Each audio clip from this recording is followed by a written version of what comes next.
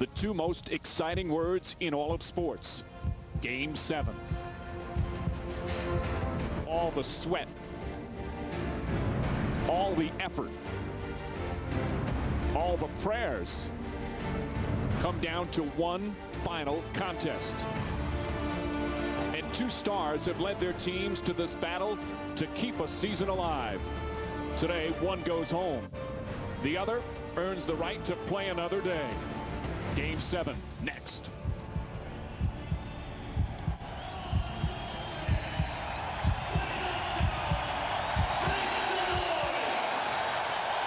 The First Union Center in Philadelphia, where the only guarantees we'll make right now is this place will be packed and the noise will be deafening as the 76ers try to advance to the conference final for the first time since the 84-85 season.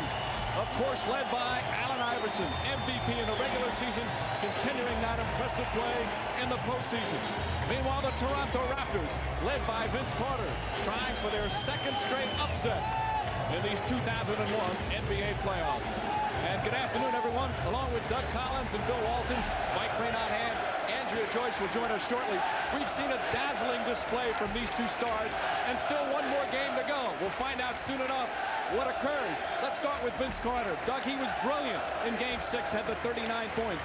But he's now in a hostile environment, and he also has a little extra pressure on him. Mike, 7th game on the road, your stars must shine. And for Toronto, that is Vince Carter. He is one of the most spectacular players in the NBA. We know of his ability to finish on the break. And when he has been terrific in this series, his team has won. When he shoots the three well, he stretches the court. He's basically unguardable. When he's human, doesn't shoot the three as well, his team has lost. They're going to need a huge game from him today. We know the distraction. We know that he went down to his graduation. He's put extra pressure on himself. I expect him to handle it like a champion and be terrific today, Mike. He's not the only one that puts extra pressure on himself. Allen Iverson does that every game. In fact, he embraces that pressure. And Bill, in Game 6, he was defended very well by Toronto at a series low 20 points. Now, he doesn't necessarily have to have 50, but he needs to have a big game for the Sixers to continue playing.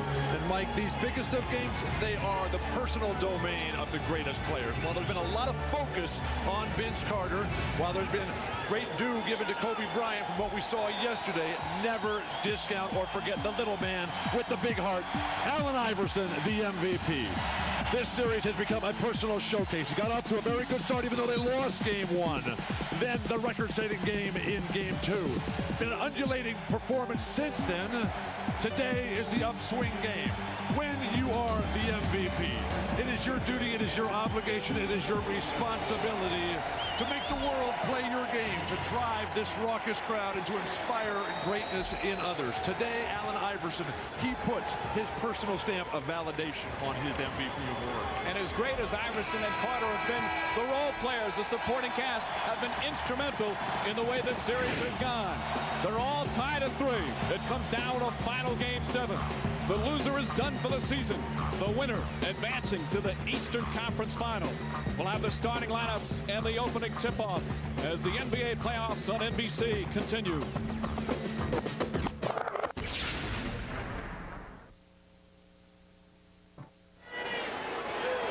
They have put on a great show all season long here at the First Union Center. And now a Game 7. And they're ready for the starting lineups. We go to PA announcer Matt Cord.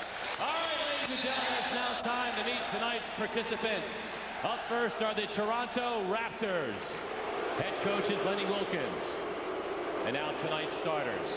A 6'6" forward from North Carolina, number 15, Vince Carter.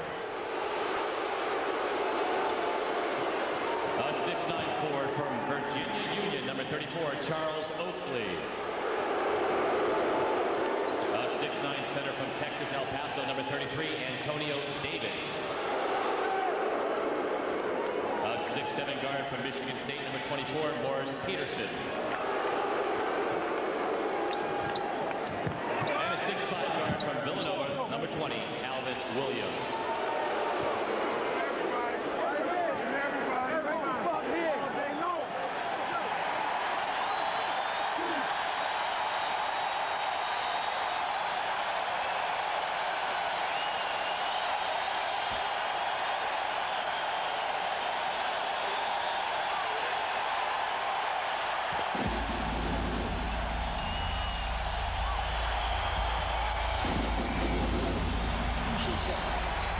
we have gone so far, we can go no farther. Now is the time. The future is to those who take it. What we do in life echoes in eternity. Struggle. Survive.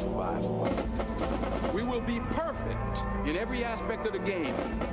Will you ever quit? Right here, right now, right here, right now, right here, right now, right here, right now, right here, right now, right here, And now, let's meet your Philadelphia 76ers.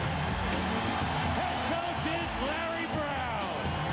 And now tonight's starters.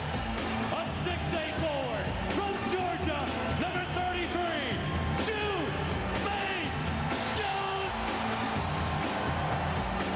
A 6'9" forward from Xavier, number 40, Tyrone Hill. A 7'2" center from Georgetown, number 55, Dikembe Mutombo. A 6'5" guard from Temple, number 8, Harris Hakeem. And finally, a 6-foot guard from Georgetown, number 3, Allen Iverson.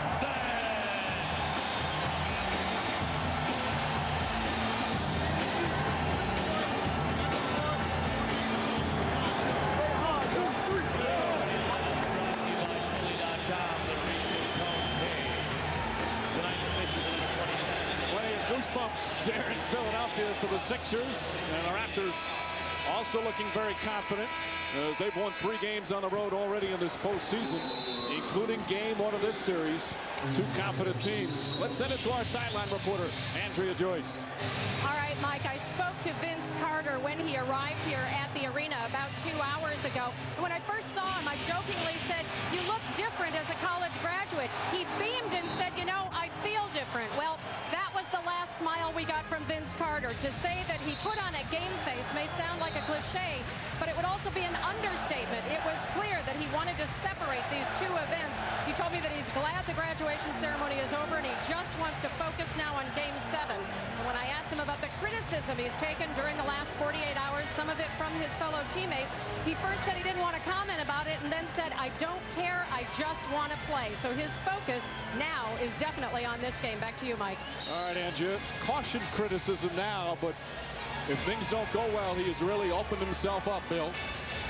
It's easy to come after the fact, but what he has done has been a remarkable accomplishment. And while we want to credit that, we also have to be careful not to get too caught up in the ceremony, in the recognition of that, and realize that there is a big battle, a battle today, a fresh game to be won. And Doug, he looks like he's ready to play. You know what? A few jump shots early, the teammates will forget that he was not here with the team last night. If he plays great, they will love him.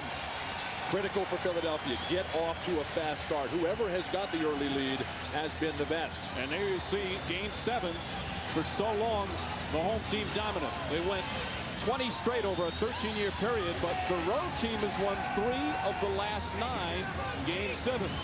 And as we mentioned, the Raptors have won some big road games in the playoffs. They won in New York in Game 5 to advance to this series, so they have some road confidence.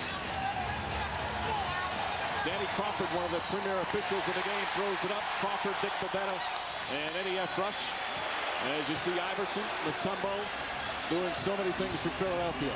Get Iverson on the move. First shot won't go, but Mutombo with the rebound. Comes up short, and Morris Peterson, who had such a fine game in Game 6, getting the start again. Carter, his first shot. And Iverson the rebound. Ball knocked loose. Good play from Peterson to deflect it. And Carter coming the other way. Peterson lost the handle. All right, guys, in such a game like this, when do the unbelievable nerves wear off and you settle down. I've always felt like about the first 8 minutes is all energy, emotion, and then the last 40 comes down the best team, execution. As guys start to get tired, they slow down, they perform better. You're not nervous in these games. It's what you live for. It's what you train your whole life to play in these moments. Anxious, not nervousness. A loose ball foul call against Tyrone Hill. I think whoever says they're not nervous is not telling the truth. You're a man of steel in terms of nerves, Bill. It's how you prepare. It's how you discipline yourself over the course of a lifetime. So when you walk out there, you know this moment belongs to you. McKeon, Morris, Peterson, Davis makes a move inside. Antonio Davis, who has just been superb in these postseason. They're going to call a delay of game there. Yep. That's the call from Vic Pavetta. So, Mike, I think what you can see what happens there with Mutombo, he does not move his feet that well. He loves to play close to the basket, and what Antonio Davis has done this entire series is step out on the floor, shoot jump shots, and then beat him with that quick dribble we saw in the last possession. And Larry Brown has really been begging his Dikembe to get out and play Antonio Davis as if he's a perimeter player. Jermaine Jones, short. Jones, of course, starting with George Lynch out for the rest of the postseason after having surgery on that broken foot. Larry Brown insistent on transition defense. Davis comes up short. Mutombo another rebound. And one of the things now with Antonio Davis shooting a lot of jumpers, they miss his offensive rebounding, and that is real critical for this Toronto team. Second shot, they're third in the league. McKee is open. That's a two for Aaron McKee, and the Sixers get on the board. Whenever Philadelphia gets into a dead set offensive play, Toronto with Lenny Wilkins strategies to run at Allen Iverson, make him give it up. Aaron McKee, Jermaine Jones are going to have to knock down the perimeter shots. Oakley wide open, puts it in. Charles Oakley, who seems to love road games in the playoffs. He had a big smile on his face during the introductions. Now, do you think Charles Oakley's nervous today? All right, I'll give you that one. Oakley's not nervous. Mutombo. Davis knocks it away. Mutombo wanted a foul. Iverson with the steal. Goes inside. See, that's what you want if you're Allen Iverson. You're coming off a 6 for 24 game. Get yourself an easy one. Oakley again wide open and knocks it down. Somehow, Toronto has to find a way to quiet this crowd. An electric atmosphere, one of the best in the entire league. This crowd hungry and thirsty for victory. Single coverage on Mutombo. Carter now tries to help. Mutombo gets inside, and a foul is called on Antonio Davis. Iverson's averaging 3.5 steals a game in this series. Well, he leads the NBA in steals, and you cannot be careless with outlet passes. Allen Iverson is always going to hang around and try to play that pass. And again, Bill, you know that if you've struggled, you want to get something easy. Get the feeling of that ball going in the basket. Get that positive feeling. Makes that jump start to fall. So get him to the foul line. Get him some layups. It opens up the entire game for Allen Iverson. Morris Peterson guilty of that turnover for Toronto. When you're reading outlet passes, you have got to see defenders. You've got to see where guys are coming up and throw away from them. Mutombo hits the first. The Sixers a big disparity in terms of free throw attempts. They've taken 152 now in the series to just 107 for Toronto. If you want to look at two keys, when Toronto wins that three-point line, they're tough to beat. And when the Sixers win the free throw line and the turnovers, they're tough to beat. We'll see what happens here today. Oakley misfires that time, and here comes McKee. 3 guys on Iverson. 5 guys. Tyrone Hill. And Hill able to put it in. Hill coming off a solid game in Game 6. One of the few Sixers who played well.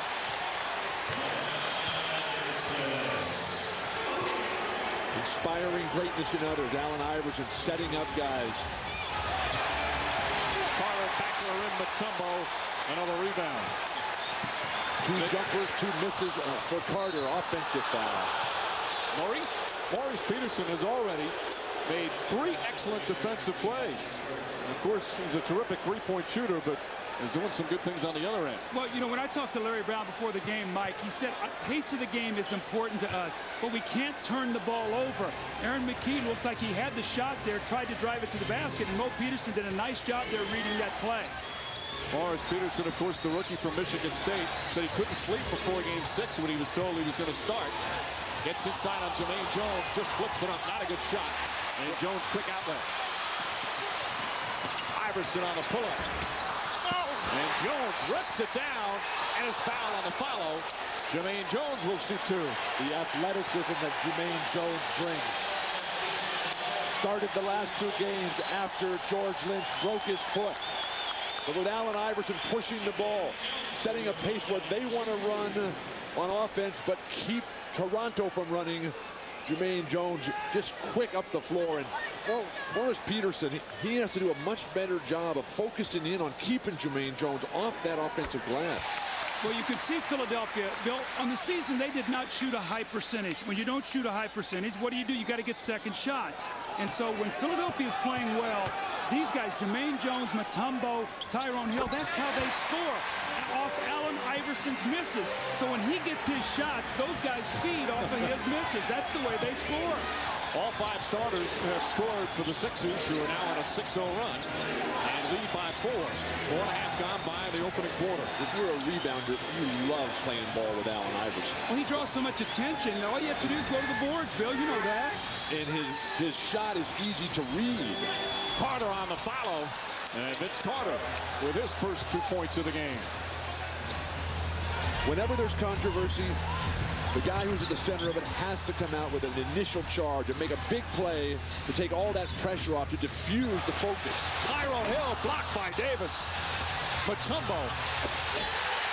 The second effort for Philly. All the hustle plays early are going to Philadelphia right now. They're about a half step quicker. And in a game like this, Bill, easy baskets many times determine who's going to win the game. And Toronto's getting none of them. Their game is fast break. Their game is ball movement, perimeter shooting. Peterson misses the 2. Tyrone Hill the rebound.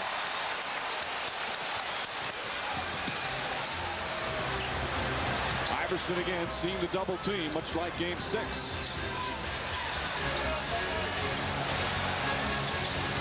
You've got to break the play if you're Jermaine Jones. Don't sit there and think about the set offense. That's a 3. Long rebound tipped by Iverson, knocked out of bounds, and the Raptors will get it. Everybody begging out there. Well, it's going to be interesting. Allen Iverson is using so much energy here early in this game. He's fighting double teams, triple teams. He's pushing the ball up the floor. Now, I know this guy has tremendous energy, but he's going to have to play the entire 48 minutes. Well, he's going to have to get himself in a little bit of a rhythm here. Playing at home, though, will help tremendously. 4th shot, Vince able to get it back on the second effort. Carter, both his field goals on tip-ins after misses. And the Raptors within 2.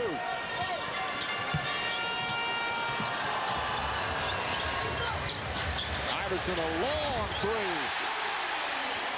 Plus, I think having the poor game on Friday night in Game 6 will also be an edge to Iverson. Oh, no question. You're at home and you get a couple easy baskets. Now you hit a 3. That basket starts looking real big if you're a shooter. He's shooting over 44% from three-point range in this series. When he started in this league, he couldn't buy one from that distance. Antonio Davis answers back. And the Sixers lead cut to 3. Early substitution for Philly. There's Eric Snow bringing the ball up. And Larry Brown will call timeout. Fast pace early in this one, as Vince Carter showing some hops early, guys. Vince Carter throws it up basically like Moses Malone, like Charles Barkley, just trying to get it back. When we talk about stars, here's Allen Iverson going to answer it. He comes off the screen, the quick release 3. The stars are off. We got a great start here. The Sixers lead by 3.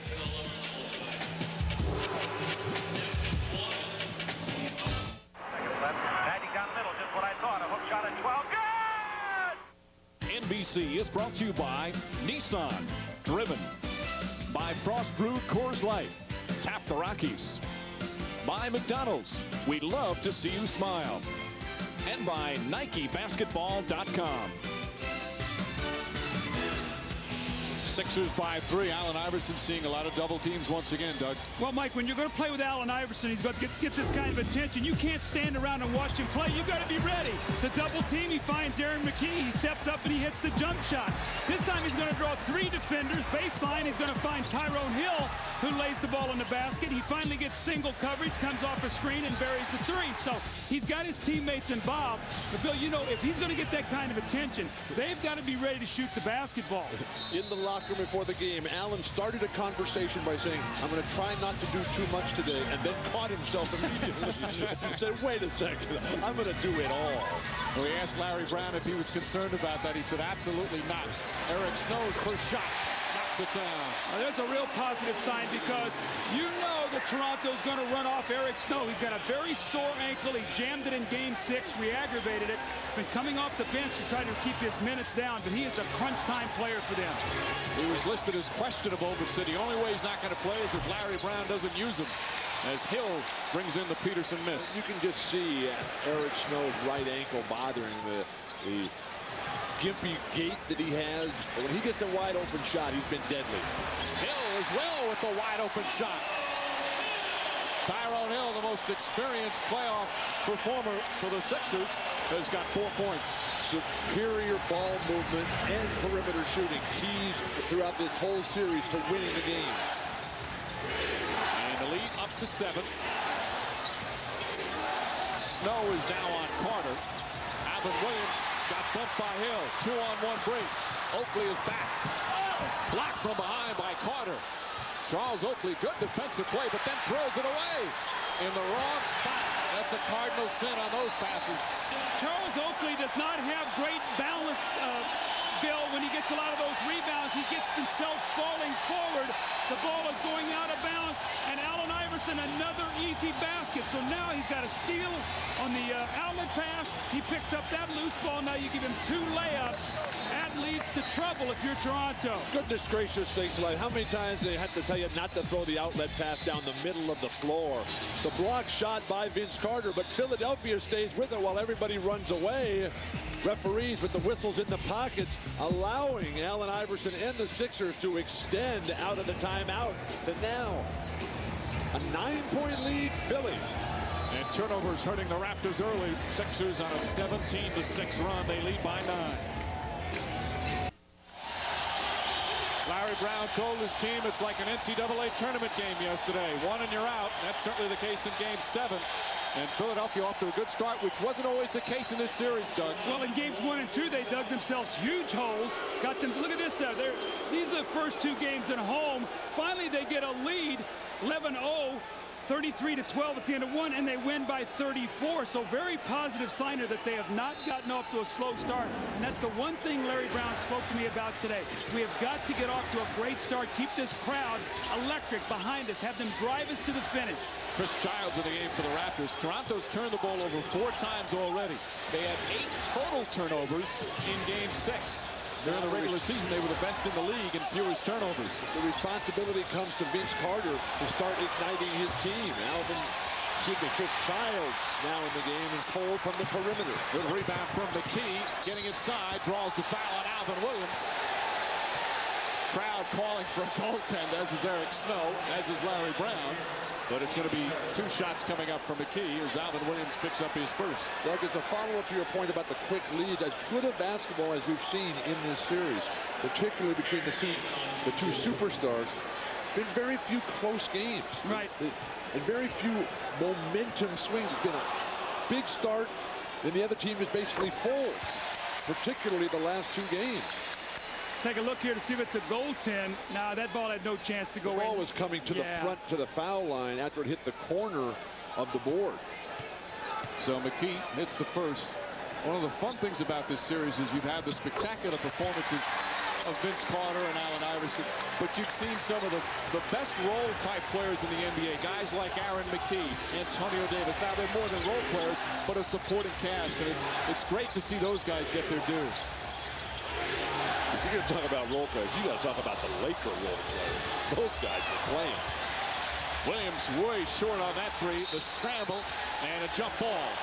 Good effort from both teams, and they'll jump it up at the Raptors free throw line circle. Every loose ball, every long rebound, virtually every second effort has gone Philadelphia's way.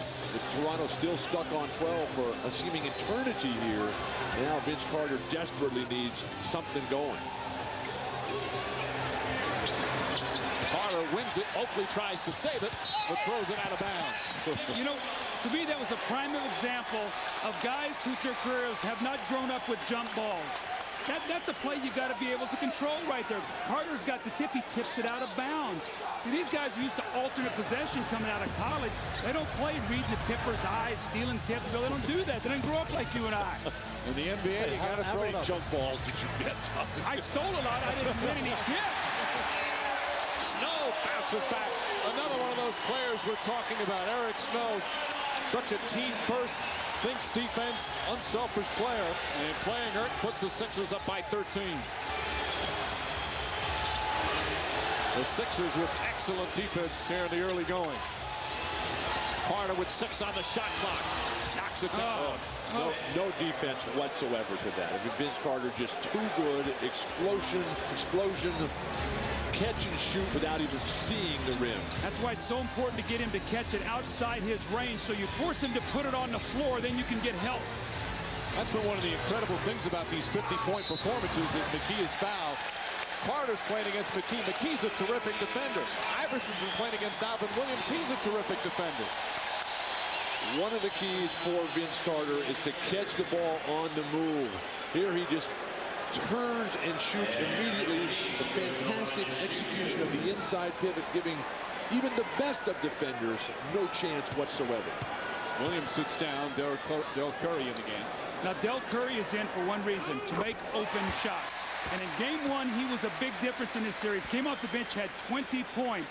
So if Carter's going to get a lot of attention, they'll spread the floor, and Del Curry will make open shots. So Philadelphia better get to him as soon as he gets in that offensive category. They're down in that offensive zone, Bill, where they cannot let him get those open shots. Unfortunately for Lenny Wilkens, since game one, Del Curry has really given him zilch. Well, that's what happens when you get ready for a series. You say, you know what, he comes in, no open shots. Carter, by the way, picked up that foul. Childs for 3. He comes up short. Mutombo tips it beautifully to Snow. 3-on-2 break for the Sixers. McKee. And Davis hauls it in. Free throw shooting early. Sixers 8 for 8. Raptors have yet to go to the line. That's the story of this entire series. And who for Toronto is going to be able to create a shot, get to the foul line, and then knock it down. Antonio Davis knocks him down. And he's got 6 points. Where did he get that? Well, you know, when you're playing against Mutombo, you have to make that shot. But, Bill, when you step Antonio Davis off, he's not going to shoot free throws. And Vince Carter has got to get in there and get some contact, not just be a jump shooter. McKee, beautiful backdoor on a give and go. Iverson draws so much attention. The ball comes to Allen's hands. Everybody turns and looks. The back cut executed perfectly. Iverson with 5 assists already, Bill. And he didn't look tired to me. No. Carter spinning inside, and there's the foul. And the Raptors will shoot their first free throws. Bringing the ball up the court. Aaron McKee, Eric Snow, whoever. Get the ball in the corner where Iverson can move. Everybody's looking, taking a peek. If you keep moving when you're playing with a great player, and Doug, you played with a lot of them, if you're on the move constantly, you're going to get that ball back. Well, what it also does, too, Bill, if you're moving, it forces the other team maybe to have to play you a little more honestly as the offensive player, and you give that star player more room to work. When you stand around and watch a great player, all of a sudden now all eyes go to him, and you can double and triple team him. I'm amazed when I watch these games. And you've got Allen Iverson, Vince Carter, Kobe Bryant, Shaquille O'Neal, Tim Duncan, David Robinson. When those guys have the ball, people are standing, people are walking, not even looking at the ball. They'll change the pace, change direction right to the hoop. You're going to get a layup virtually every time. Carter hits the free throws. Iverson from way downtown won't go. And Curry the rebound. That's a Doug Collins heat check right there. McKee right on him. There's the double. Childs another open 3 and puts it in. Chris Childs, of course, was acquired for games like this. So many tough playoff performances with the New York Knicks, and he knocks down his first field goal. Toronto has much more playoff experience than Philadelphia. You mentioned Tyrone Hill's experience. Eric Snow was a deep reserve on the Seattle Sonics team that went to the finals in 1996. Eric Snow on the plane ride home from Toronto after the dismal performance, Game 6. Eric called all the guys together and talked about the specialness of winning this final game at home. So Snow sits down. Iverson hits the first. Log on to MSNBCSports.com for in-depth playoff coverage, including previews of each game of the Lakers-Spurs series. And, of course, the upcoming Eastern Conference Finals, plus Matt Kukas and Steve Jones breaking down the matchups and picking the winners. And email Bill your playoff questions and get his take on free agent Chris Webber's future, all at MSNBCSports.com. Jerome Williams in the game now for Toronto. A lot of energy, whereas Oakley will step out and shoot the jumpers. Jerome will be on that offensive backboard. Aaron McKee's defense has been very solid against Vince Carter.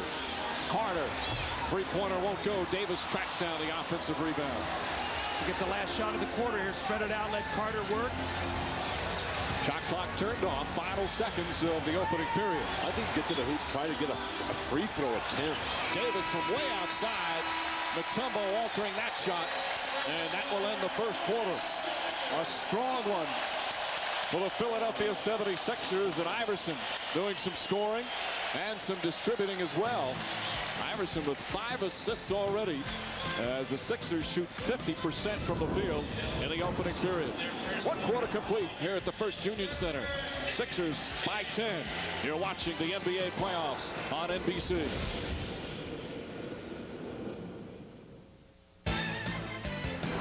This copyrighted telecast of the National Basketball Association is intended solely for the entertainment of our audience. And any retransmission, reproduction, rebroadcast, or other dissemination or use of this telecast, or of the pictures, descriptions, or accounts of this game without the express written consent of the National Basketball Association is prohibited. Here at the First Union Center, they're going to have to enlarge the trophy case as they've already got the MVP, the 6th man with Aaron McKee, and the Defensive Player of the Year, Dikembe Mutombo, who showed us why in that first quarter. At the urging of Larry Brown, Dikembe Mutombo has come out and become a defender at the 18-foot range, coming over, denying guard penetration, still allowing himself with fantastic footwork to get back out and get a piece of that shot. The range, the length of Dikembe Mutombo having a huge effect on this game early on. There you see the numbers from the Stars and the big free throw disparity which has happened throughout this series. Childs, Carter, Del Curry, Antonio Davis, and Jerome Williams out there for the Raptors. Vince Carter, more post-up opportunities. Childs, open jumper, puts it in. And Chris Childs now hit 2 straight shots. Well, Chris Childs is a big game player. Now remember in that New York-Miami series when you're in the 4th quarter, he came through and willed his team to victory. So he's a guy who's capable of having big games under pressure. Iverson, that's a 3. Won't go. Mutombo chips it to himself beautifully. And then lost it off his leg. One of the few times Toronto's been able to slow down the fast break. Then they give up an offensive rebound. Curry throws it away. Yeah. You know, I was waiting for you to talk to Mutombo bringing the ball down below the waist as a big man. I hear you talk about that all the time. Triple threat position, bring it right in. And when you get an offensive rebound, if you don't have an immediate stick back, kick it out to somebody and reset, punish the defense. Opening minute here in the second quarter of Game 7. Iverson off the mark.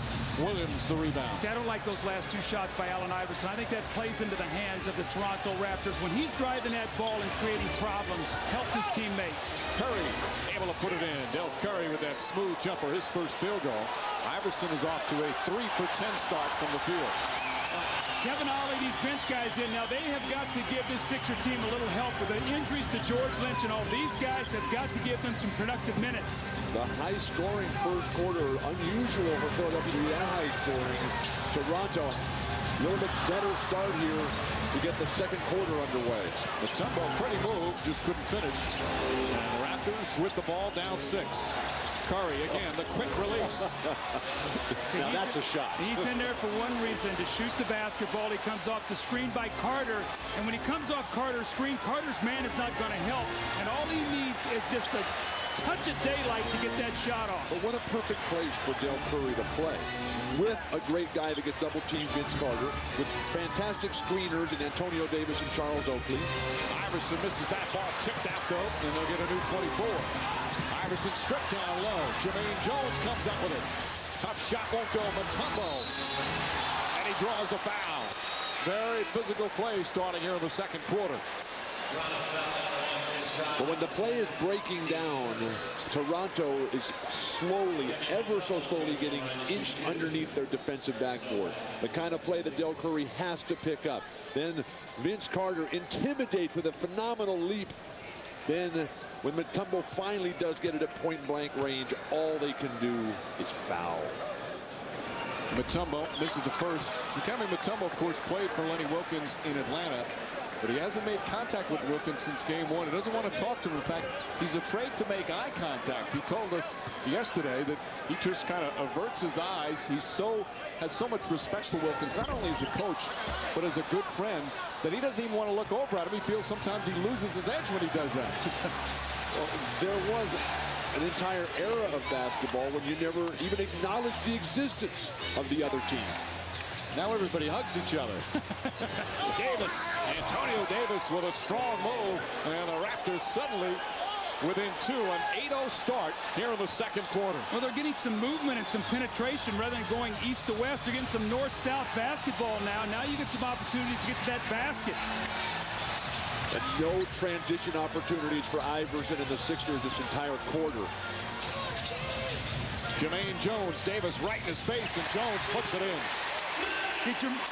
Jermaine Jones is going to have to make that shot because Jerome Williams is going to be the trapper now. Anytime he gets a chance, he's going to run at Iverson with that energy and force him to pass the ball.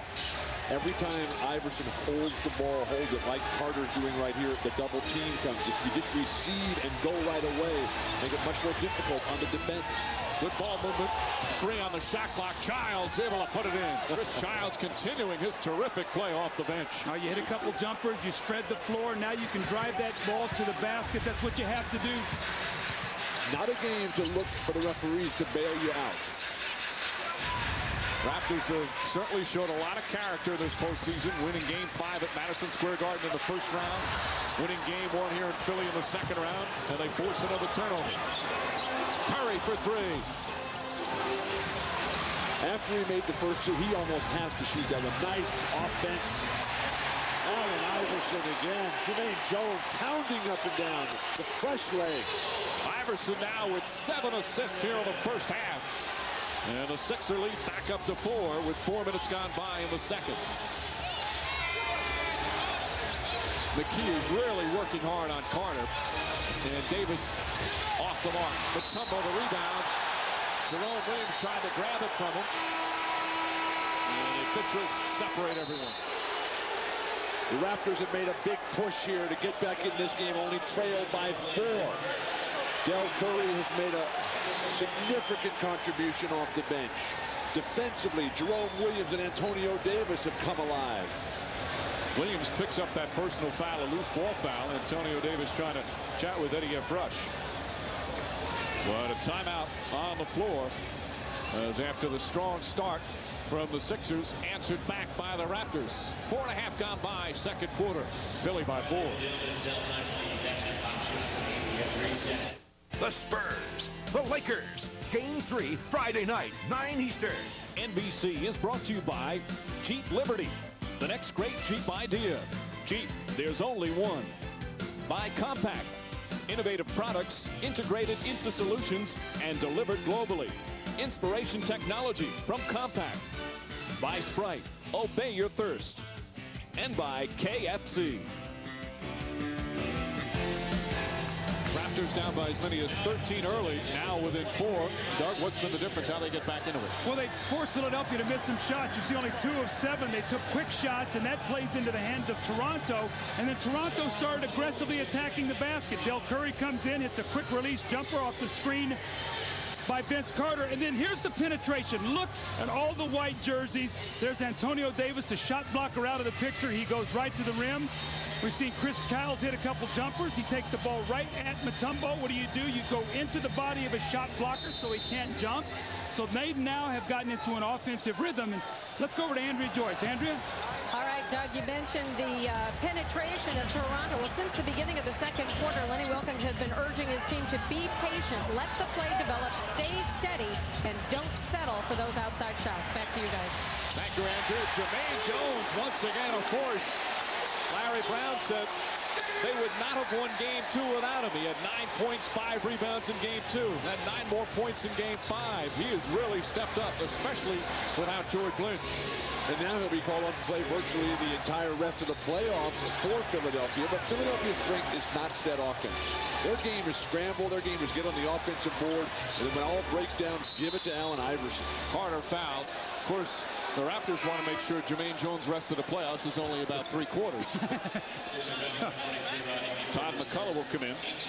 When you are playing against a guy like Jerome Williams who's going to go chase the ball, you've got to go to the offensive boards, and Jerome Williams meets his match there with an energy of Jermaine Jones.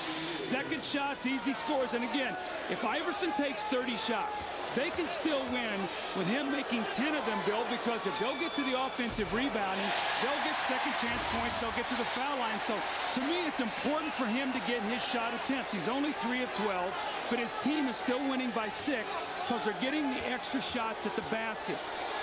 As we've done the Philadelphia games over the course of this season, the opponents always try to make him read and think as opposed to just react and flow.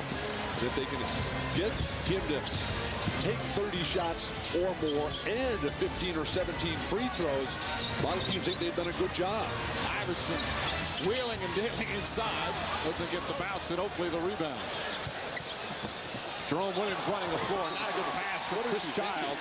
And a bad turnover. Childs admits the mistake. Not in Game 7 on the road, down 5. You know, you got to make the simple play. You can't, the spectacular will not get it done today. I think ball movement for Philadelphia will really expose some of the tendencies defensively of a Del Curry, of a Jerome Williams, and a Vince Carter, guys who like to play the spectacular defense, maybe not so much the disciplined defense. Childs does a good job on Snow, and Snow with a terrific shot. He's 3 for 3 from the field. Sixers back up by 7. Toronto had gotten within 2 at one point. Carter inside does not get the roll. See Rodney Buford in the game for Philly. Snow. On the tip-in, Jermaine Jones, 8 points here in the second quarter. And Lenny Wilkens has seen enough. Somebody please get a rebound.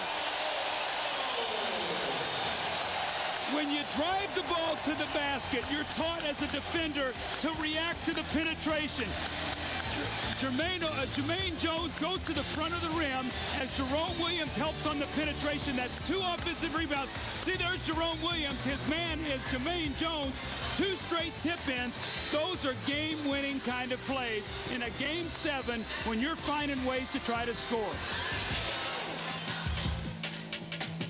9-point lead for the Sixers.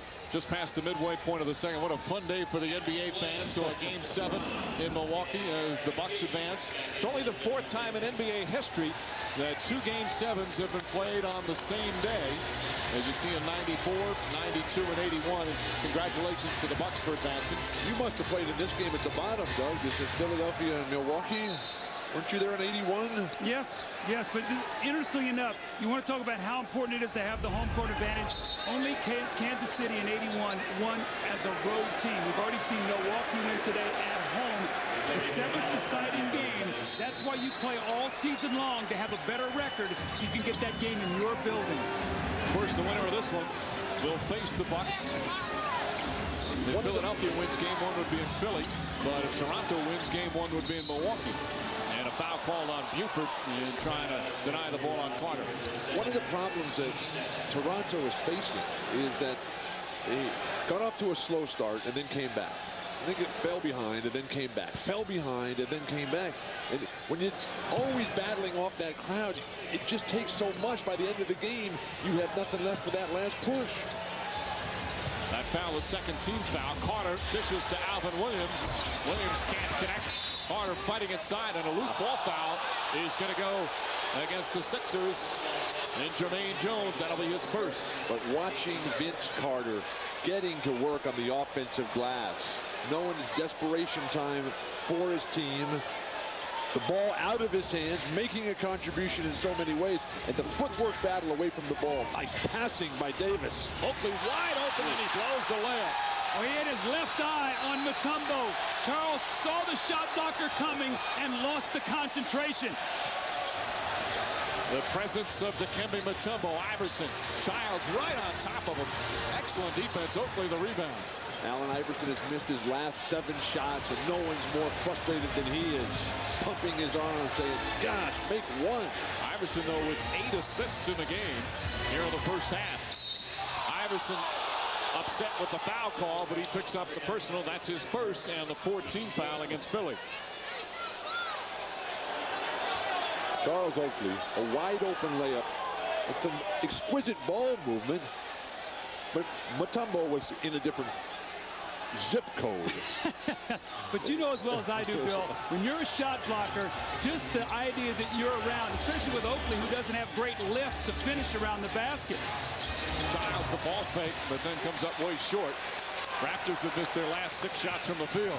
Threads the needle to Jones, and he's fouled. Aaron McKee with a perfect pass between several defenders. When you're playing in these games, just have a mindset of run, run, and never stop. That's what Jermaine Jones has brought today. He is up and down, capitalizing on the fact that Oakley doesn't want to run with him. Jerome Williams always wants to go around and steal the ball from somebody else.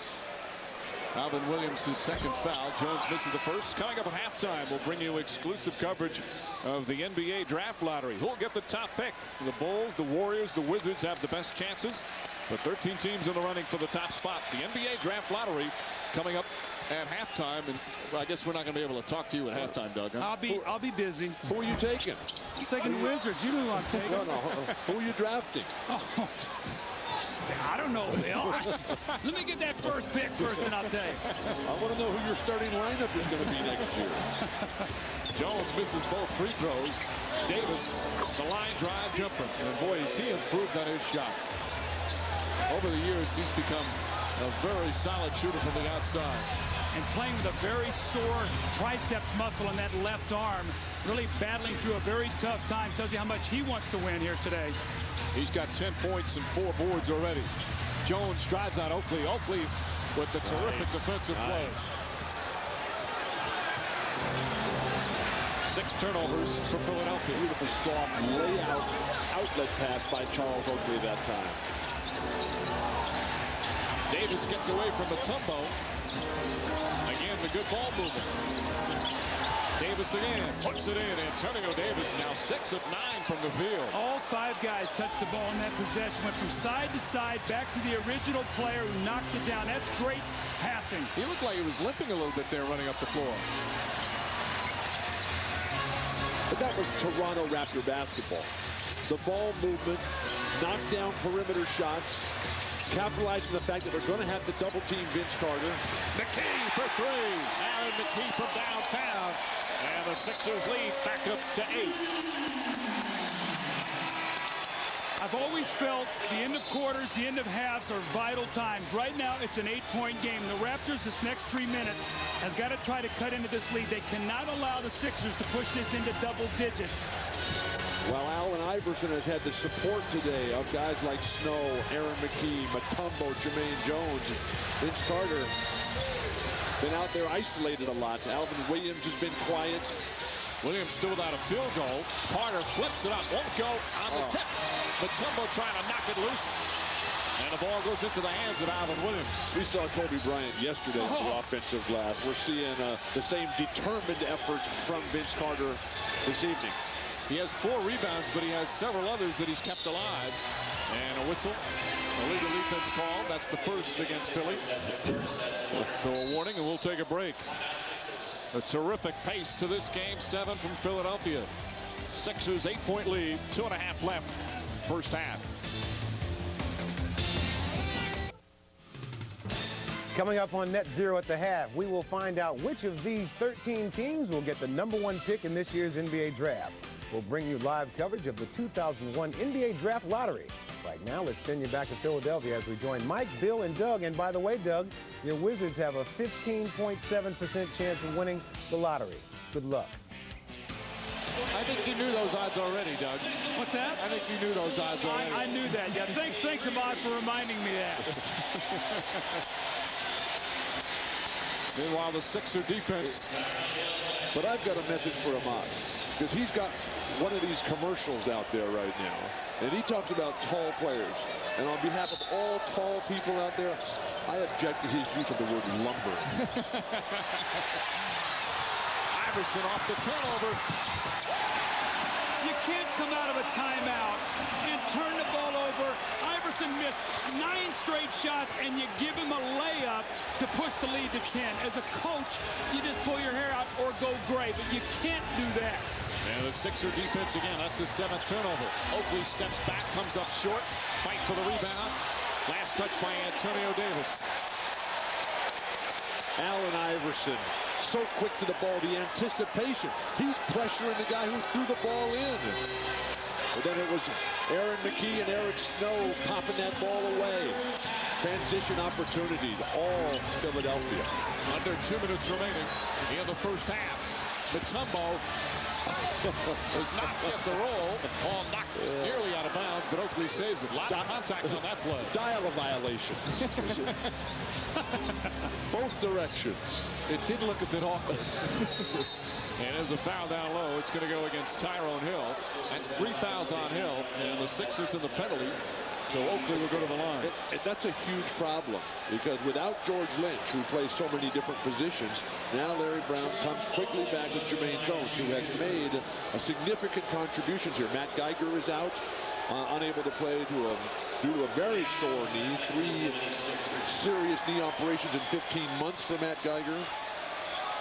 Jones back in, Oakley to the line. The one thing you can get away, Jermaine Jones is an undersized power forward. Oakley's not going to post you up. So you can get away with a smaller lineup in a game like this. But this is also where Mutombo can be so valuable. You got a guy who controls the whole basket area. And great big men, they like to play with the smaller guys, because then that spreads the floor and lets them play their game, gets a transition opportunities. Mutombo with 9 rebounds. He only has 1 block shot, but he's altered several others. As Oakley gets the second free throw, Oakley with 6 points. 8-point Philly lead, 1.5 left, second quarter. Iverson, the floater. Oh, pretty shot from Allen Iverson. The hesitation, he comes in, looks like he's going to spin back for his patented turnaround, but then just turns it on once again. Acceleration. 13 points, 8 assists for Iverson. Sixers have led by as many as 13. Raptors came back and bore within 2 at one point, but now they're down double digits again. Bad pass from Oakley, but it was tipped. So it's not a backward violation. The ball was tipped, but the shot clock's winding down, and there's a 24-second violation. Larry Brown has to be ecstatic, and Lenny Wilkins can only shake his head. The turnovers, the carelessness for Toronto, feeding the frenzy here in Philadelphia. They have 8 turnovers. As we said, they had 8 total turnovers in Game 6. And in the Game 5 that they lost here, they had 10 in the first quarter that really hurt them.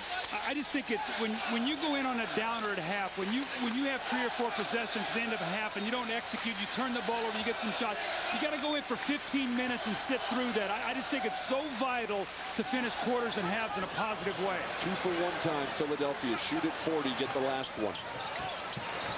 Aaron McKee puts it in. McKee with 13 points. You can see why he was the 6th man of the year now as a starter. He's just such a terrific player. And the Raptors will use their 22nd timeout. McKee's feed was from Iverson, who now has 9 assists. The 2 starting guards for the Sixers really putting on a show. Allen Iverson 2 possessions ago. The hesitation, the jump start once again, igniting his teammates, inspiring greatness in others. Sixers back up by 12. And you said that comment, Doug, with a little over 3 minutes to go, the importance of finishing strong, and it's just been the opposite for Lenny Wilkins' club. You know, I've seen this with Toronto in this series where they have had leads or they've been behind and they have not finished quarters well. Even with leads, they've allowed Philadelphia back in the game. What they've allowed here, Bill, is Philadelphia to push this to a double-digit lead. Now, if Philadelphia gets a stop here and scores, that would be big. Fighting from behind again is going to plague Toronto throughout the evening. They've had very little determined offense here. Davis flips it up and gets the nice roll. And they just checked their clock. Sandy Crawford checking to make sure the right time left on the clock. 5-second differential, so what they've done with the shot clock now, it looked like it was a 29-4. Now they're running it down, so we'll have to see what's going on here. Some of the fans yelling delay of game. It's a second one, but it wasn't a delay of game call. They're just checking on the clock. Well, they get it now. It's almost a 6-second differential. So if Toronto gets a stop here and a score, now remember, Toronto has a foul to give, so if Iverson beats it, they'll want to take the foul. Iverson just keep the ball here. Keep it to the last possible moment. They'll come. Iverson looking up at the shot clock, now makes his move. Williams playing him well. Iverson drives in, off balance. Won't go. Mutombo's tip. Oakley the rebound. Still 5 seconds left. Carter releases. Foul by McKee. And Carter will shoot two as Aaron McKee picks up his second. What a play by Charles Oakley. And he started the game playing well with a couple of jumpers that tried to quiet this frenzied crowd here. Then the long outlet over the top of the oncoming Mutombo. Perfect stride, and Vince Carter finally a trip to the line. Oakley has thrown some of those passes behind his back at some point in his career. He loves the fancy long pass. Carter hits the first. Memorial Day weekend, the NBA playoffs continue on NBC. 4 big conference finals games. All the holiday action tips off Friday night at 9 Eastern in prime time. Doug, you'll be there as Tim Duncan and the Spurs try and even things up with Shaq and the Lakers. Obviously, that'll be game 3, so we'll see what the series is then. And then the Spurs and the Lakers Friday at 9 Eastern, plus games Saturday, Sunday, and Monday, all here on NBC. Don't you think David Robinson has to play more than 30 minutes? I agree. Yesterday, Bill, they were up 5, and when they took him out, the Lakers went on a 15-3 run. They never were able to recover. 2.3 seconds remaining. Jones catches, and a foul. They had a foul to give. Smart play by Del Curry. That's a veteran knowing the situation. Jermaine Jones is trying to say he was shooting. Now, Sandy Crawford said, what were you going to do, throw it over your shoulder? You were heading to the other basket. You haven't seen him play enough. So a 20-second timeout called by the Sixers. They'll inbound with 1.4 remaining in the first half. On this last play. 50 feet away from the hoop, running with his back straight to the hoop. The turnaround jumper. The turnaround jumper from 45. Well, you know, Bill, you and I both played with World Be Free. That would have been a shot right there. That would have been 3-shot foul. That would have been right in world rhythm. McKee gets it off in time. Oh, and it comes up short. And that will end the first half. As Allen Iverson does not shoot the ball well, just 5 of 17.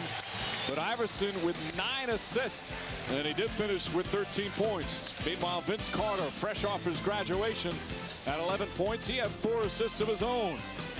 Game 7 from Philadelphia. Halftime here at the First Union Center. Sixers an 8-point advantage. Coming up after these messages, our exclusive halftime coverage of the 2001 NBA Draft Lottery. You're watching the NBA playoffs on NBC.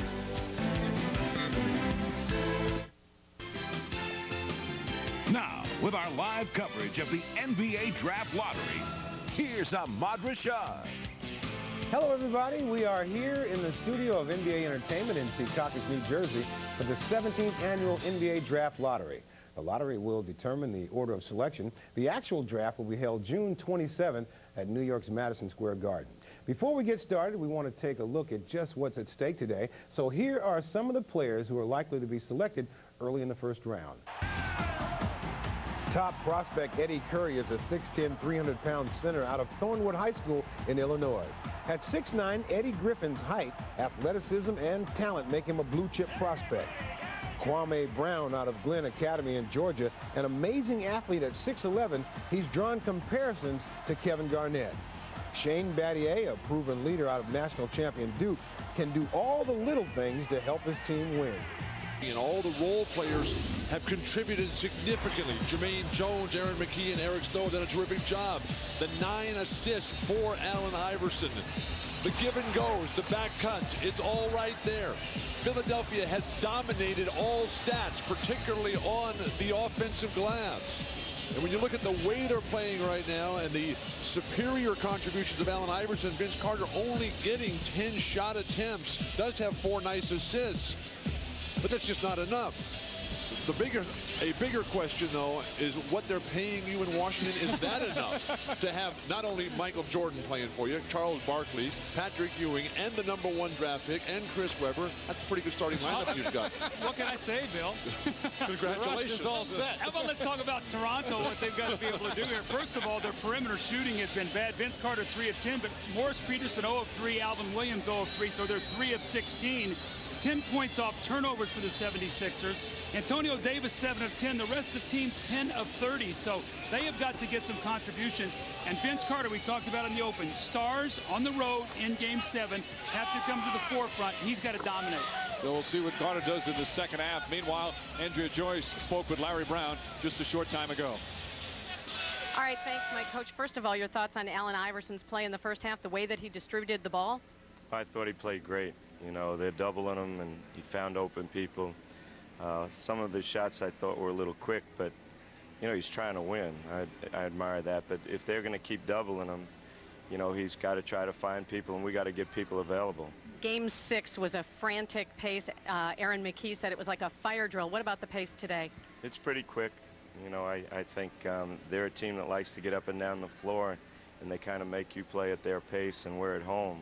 But it's a little fast for my benefit. But, you know, the big key now is we got to figure out a way to keep Tyrone in the game because we're not very deep. What did you tell your team at halftime in the locker room? Well, we just talked about our intensity. You know, we want to leave this game knowing that we played as hard as we could and helped our teammates play better. Okay. And hopefully that'll get it done. All right, thanks. Good luck in the second half. Back to you, Mike. Andrea, thank you. So Larry Brown with his adjustments. Now, you mentioned Vince Carter, Doug, in terms of he has to step to the forefront, but what are some of the other things that Toronto needs to do in the second half? They've got to get off to a positive start here in this third period. They dug themselves a hole in the first period. They got down by 10, and basically that's where they are right now. So they've played uphill. Bill, you talked about it in fits and spurts, and when you're on the road using that kind of energy, will you have enough to finish the game? They need to get off to a very positive start here, and Vince Carter's got to lead them. And for Philadelphia, Allen Iverson, this is his time. This is MVP time. The referees are not going to call a thing. You got to come out and say, I'm up and down this court. I want that ball every single time, and I am going to set a pace that no one else can match. And, of course, we talk about Iverson and Carter frequently throughout this series, but how about Aaron McKee? He had 13 points in the first half, and his defense on Carter was excellent. Larry Brown made a good point, though. Eric Snow is his only guy contributing off the bench with all the injuries that they have. George Lynch, Matt Geiger. Somebody is going to have to play better than they've done. And that leaves guys like Kevin Ollie, Rodney Buford, Todd McCullough, who got limited minutes in the first half, but not much in terms of statistical contribution. I always feel like the first possession coming out of a halftime or a quarter tells you what the coach is thinking. Where do we have to go? How can we get our stars shot? Where can we attack? Let's see what Toronto does on this first possession. If we know what Philly does, they come right away and press. We want to get running, be warmed up. See Alvin Williams bring the ball up. Williams scoreless. He has had such a terrific playoffs. Davis. Extended defense by Philadelphia up against the shot clock. Williams on a pull-up. There it is. Alvin Williams, a Philly native who has felt some pressure playing here, and certainly guarding Allen Iverson, finally gets on the board. Yeah, 0 for 3. We talked about it at halftime, but he is the fourth quarter guy. Interesting, he's Mr. Clutch for this team. Nearly 40% of his points during the regular season coming in the fourth quarter. Gets some here in the third. McKee. Oh, Aaron McKee, pretty creating of his own shot. I like the discipline that McKee has offensively, and the Eric Snow. They're always squared up. They never have to force anything. They've got the ultimate force in Allen Iverson. Guys, now that he's won the 6th Man Award, can you still say he's one of the more underrated players in the league, or is that out? I think that's out. Oakley, that's a 3.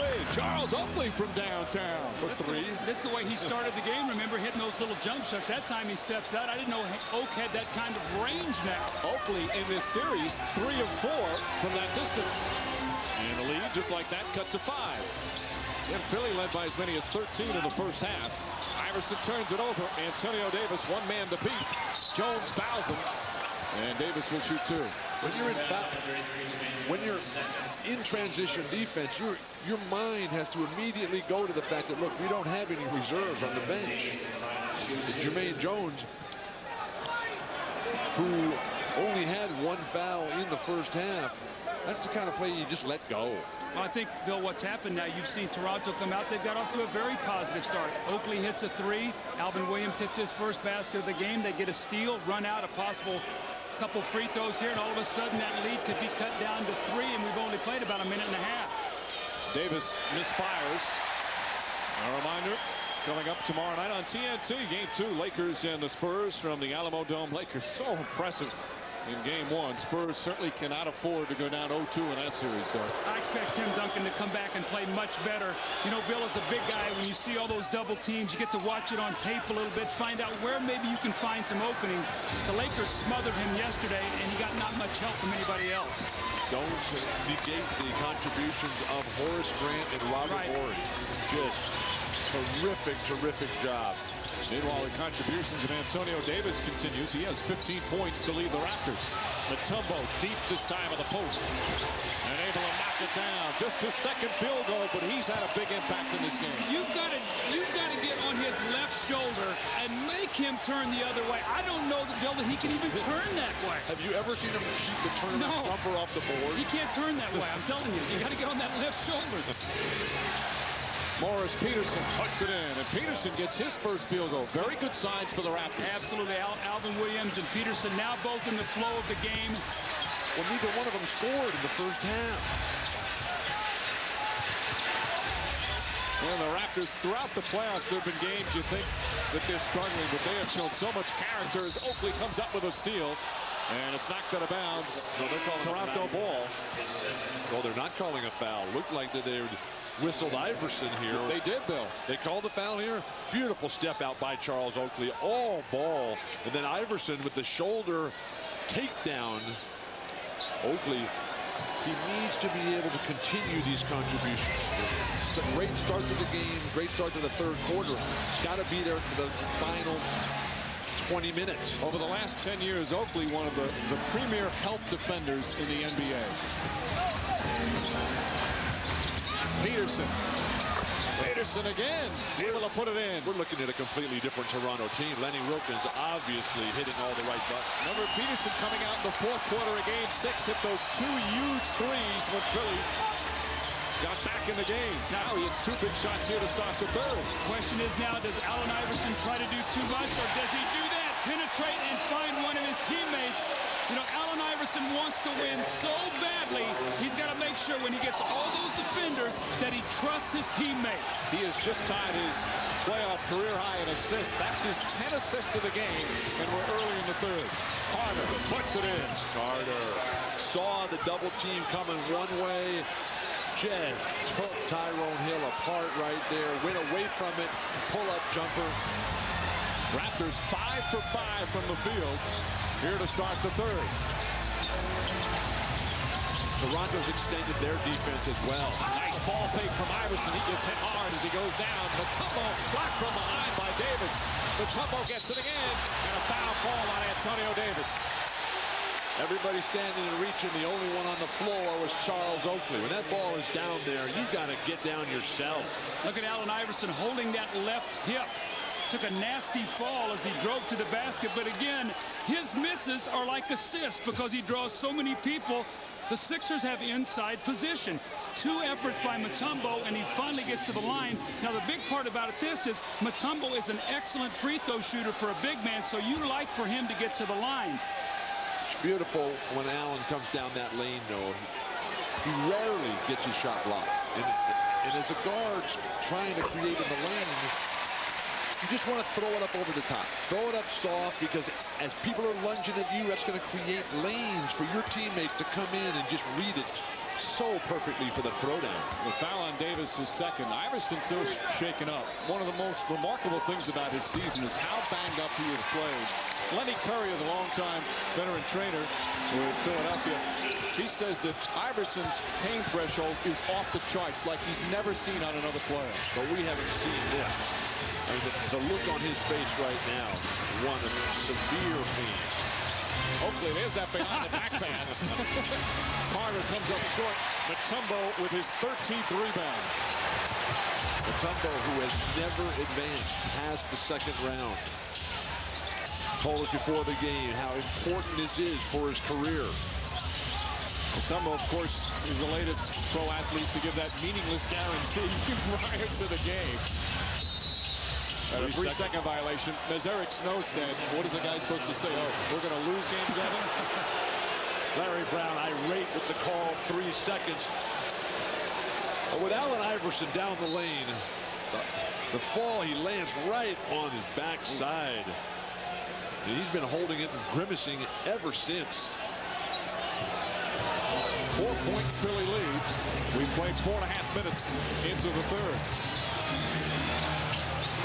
Snow is now on Carter. Finally, some post-up opportunities for Carter. The double team forces the turnover, but Peterson gets it back. And a jump ball. Peterson was looking to try and call a timeout, but never really had the handle. He was calling timeout before he had the ball. And in some ways, sometimes that's a blessing. You don't want to give away your timeout early. I know when I was coaching, Bill, one thing I talked about is, you know, that's not a good play in the first quarter, early in the game. You want to save those, especially now you can move the ball on a 20-second timeout. Makes it much more vital. Oakley, that was so in. Now halfway down, but they get a second opportunity. Oakley, second thoughts there. Alvin Williams off the mark with Tyrone Hill, the rebound. Who can run with Iverson? Good defense from Williams. These two are friends, Alvin Williams and Iverson. They play a lot during the summer. Snow. And Antonio Davis with another rebound. Morris Peterson has made huge contributions throughout this second half. Alvin Williams really didn't have good balance, but able to put it in. Well, you know that Lenny Wilkins at halftime told Alvin Williams and Morris Peterson, guys, you've got to get active. That's going to help Vince get involved in the game so they can't pay so much attention to him. So again, the Raptors within 2. But Iverson puts it back to 4. The movement without the ball. Oh, he's really hurting. Who can get shots? A lot of guys can knock down open shots, but who's going to be able to create shots? It is Philadelphia's fine ball movement, creating easy opportunities for Iverson. Carter with Hill on him, looking for Oakley. But again, Oakley not a post-up player, even though he has McKee on him. And there's your turnover. Iverson running the floor. And the Sixers go back up by 6. Got to be Vince Carter time right now. Vince Carter was too unselfish on that last play. Oakley's not a post player. Tyrone Hill is playing him. Wave Oakley out of there, and you take Tyrone Hill. And Allen Iverson obviously shaken up. And that's what I'm talking about. He goes inside because of the screen and the mismatch. Mutombo comes over and helps. That's where Vince Carter's got to say, look, I'm the star, Oak. You rebound my miss, I'm going to attack.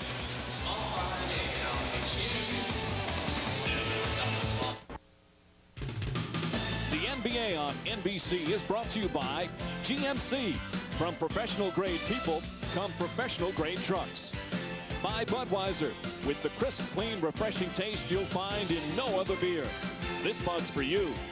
By IBM, taking e-business and your business to the next level. And by Adidas, forever sport. Charles Oakley always compares himself to a boxer who wears his opponents down in a basketball game, needs a cut man on the bench. Meanwhile, Oakley involved in a play. Doug, to bring back your point, Vince Carter needs to take control. He didn't hear. Look what's happened now. They're going to come off the screen. Vince Carter's going to come off the screen, and they're going to switch the play, and we'll roll it forward, and we get a chance to look at it. Here he comes. Now as he catches it, look right here. Oakley, instead of, you get out, Oak, and you let him attack Tyrone Hill.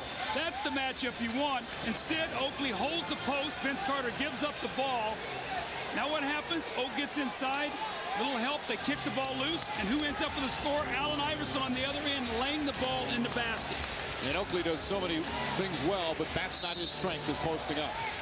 Doug, you made a comment yesterday in the game about Kobe Bryant. He said, greatness is greedy. Absolutely. That's what Vince Carter needs right now. The jumper is good from Antonio Davis. Now, Carter has shown that, certainly as the playoffs have gone on. Last year in the first-round loss to the Knicks, he struggled early on. Of course, went through a whole thing where Oakley got on him to be the man. But he has to continue that here, certainly in the second half. Hopefully he's saying something in the huddles.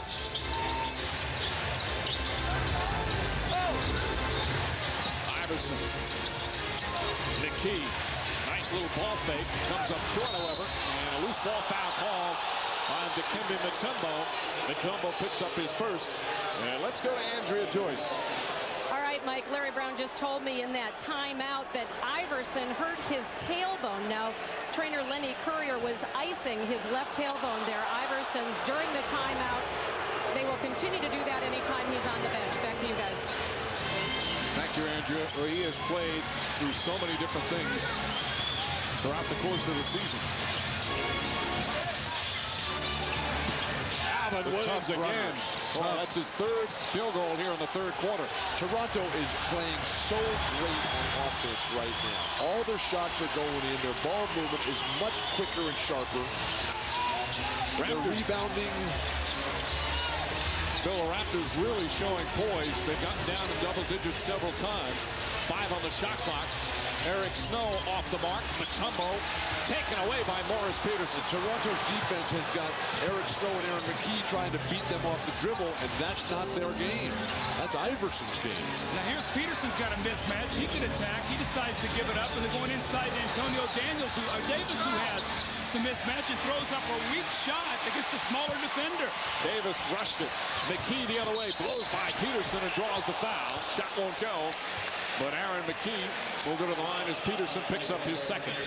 So many times when you're in the post and you got a little guy who's scrambling around. And Antonio Davis has got Eric Snow there.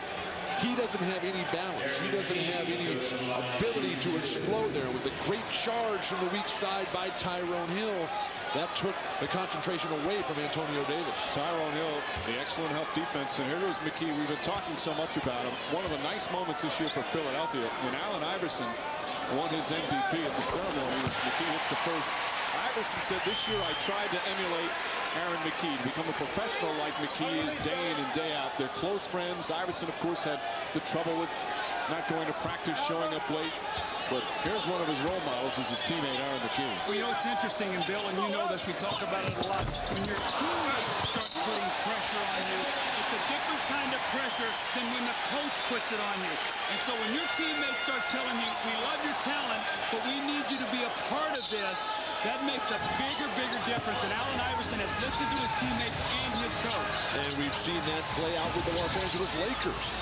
As that now it's just a love fest with the Lakers. Alvin Williams blocked by Iverson. He got a piece of it.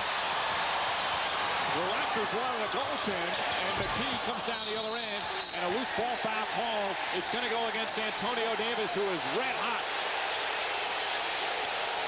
Allen Iverson, when he was in college, was the 2-time Big East Defensive Player of the Year. He races back. That's a great block. That is right at the top. He got it before it hit the backboard. The last foul on Davis is third. See, Mike, the thing I love about that play is Iverson turned the ball over, but he didn't quit on the play. He didn't hang his head. He went back and made a better play defensively.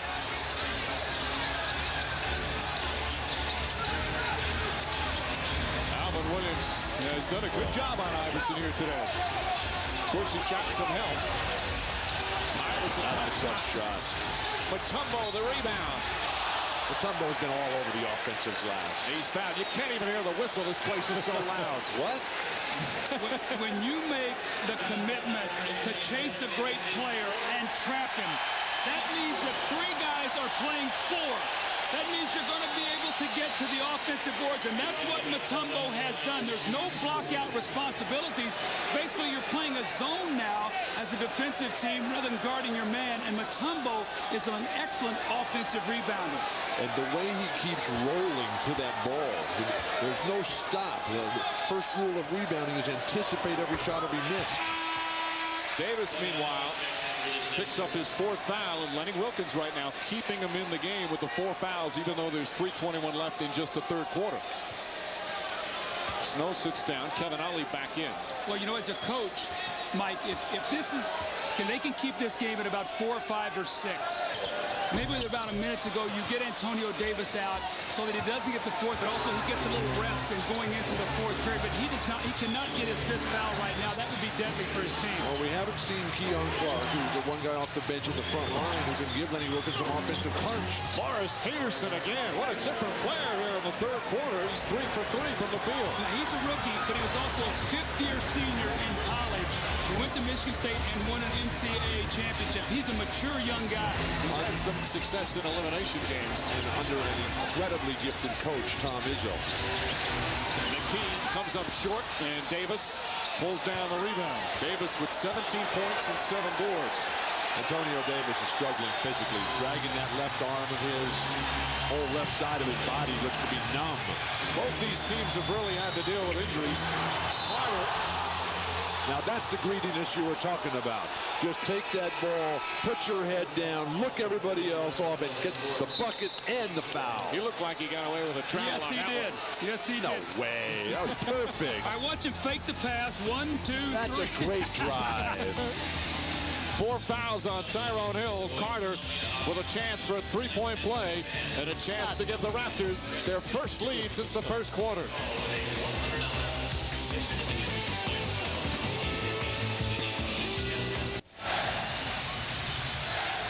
Two and a half minutes remaining, 3rd quarter, all tied up. Antonio Davis of the Raptors. Double-doubles in all but 1 game. He has been just so superb throughout the entire postseason, including this series, and in such pain. They're being attended to by head trainer Chuck Mooney.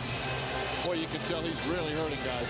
When you look at Antonio Davis's statuesque physique, this guy is built like no one else. He's just magnificent. And you can see that pain just coming right through his eyes. He won't be out long. The arm just sort of limply hanging. You see the importance. He picks up his 4th foul, and the Toronto is able to take the lead. This gives Lenny Wilkins a chance to give him a rest, let that arm heal, protect him with the fouls. His team now has a lead. Well, you see their first lead since the opening minutes. They trailed by as many as 13 in this game. Several times they've been down by double digits, have come back and fallen behind again, but they just don't stop coming at you. Mutombo and Oakley battling down low, and a foul call on Oakley. How can that be a defensive foul? Here it is. Charles Oakley's just standing right there. Well, if you're going to let the offensive player dislodge, you've got to allow the defensive player to be able to fight back. And you see both of these guys fighting for position. And when Mutombo sort of dips that left shoulder, I don't know where Oakley's going to go on that play. I don't know how otherwise you can hold your ground, Bill. Oakley picks up just his first foul, but again, it's the 15th foul. That should be a no call, or just a violation of the rules of human decency. Mutombo misses the first. Antonio Davis, meanwhile, has gone back to the Raptors locker room. Andrea Joyce in pursuit, and we'll get a report as soon as it's available. As you see Jermaine Jones back in the game. Jones had 10 first-half points. Tyrone Hill 6. Here's Mutombo's numbers. 8 of the 14 on the offensive end. And he goes 1 of 2 from the line. Tie game as we approach 2 minutes remaining. 3rd quarter of Game 7. I'd come back through Morris Peterson. He has been so good. Peterson 3 for 3 here in the 3rd quarter. High arcing shot. The rainbow won't go. McKee the rebound. Iverson on the run. Won't go. Oakley the rebound. Iverson hopping mad. He thought he was fouled. It is great in Philadelphia. When Iverson comes up the court, the whole crowd just rises to their feet. Iverson just 7 of 22 from the field. Carter. Snow defended him beautifully, and a jump ball. Eric Snow's initial defense forces that jump ball. One of the things you were talking about, Allen Iverson, Mike, 7 of 22. Normally he gets to the free throw line about 10 times a game. That has not occurred today. He's only shot 2. And Vince Carter trying to put the pressure on the defense. Nice play there by Eric Snow as he reached in to grab it. Had it not been a jump ball, Mutombo comes over and blocks the shot. Carter, one of the few players in basketball, along with Kobe Bryant, who can overextend and still make something positive out of it. 10 on the shot clock. Carter against Snow. That's a 3. Peterson trying to keep it alive, and he caroms into Iverson. And now Iverson will shoot 2 free throws as Peterson picks up his 3rd. Well, that was a great hustle play by Mo Peterson. You don't want to take that away from him. The jump shot goes up by Carter. You're trying to track down that loose ball. Iverson just a step quicker and an inadvertent foul. But Allen Iverson, you know what, deserves to go to the free throw line. Bill, when you put the pressure on the defense and go in there like this guy does, on an occasional call like that, you can live with it because he gets hammered quite often during the course of the game. Childs back in as Iverson with his just 3rd free throw attempt of the game. Peterson sits, but a strong 3rd quarter for Morris Peterson. A lot of pressure now on Vince Carter. With Davis on the bench. Or is he in the locker room? Is Davis in the locker room still? He went back to the locker room. No front court scoring other than spot-up shooting by Oakley. And with Aaron McKee or Eric Snow on, you get into that paint area and punish the short guy. Carter leans in. Oakley tries to dive in for the rebound. And a loose ball foul is going to go against Charles Oakley. Eric Snow will now shoot free throws as Oakley picks up his 2nd. This is when the Philadelphia 76ers are at their best. Getting to the free throw line. 2 loose balls. Both of them go to the 76ers. Vince Carter misses the little hanging shot. Oakley going to the front of the rim. All eyes are on Vince Carter. 3 guys, and here comes Oakley. The loose ball, Eric Snow digs it out. Oakley pushes him out of bounds. So 4 free throws now on loose ball fouls to end this period here for the 76ers. Antonio Davis now back on the bench after being in the locker room. Snow has had a strong game. 6 points for Snow as he hits the first. Eric Snow always credits his college coach, Judd Heathcote. Heathcote told him his sophomore year, you'll be a pro point guard for 10 years. Snow didn't believe him. Snow just said, hey, I just want to graduate. And he has really come into his own this year, despite all the injuries he's had to suffer with the ankle throughout the season. Last couple of years, he's really turned into a terrific player. 2-for-1 time, Toronto.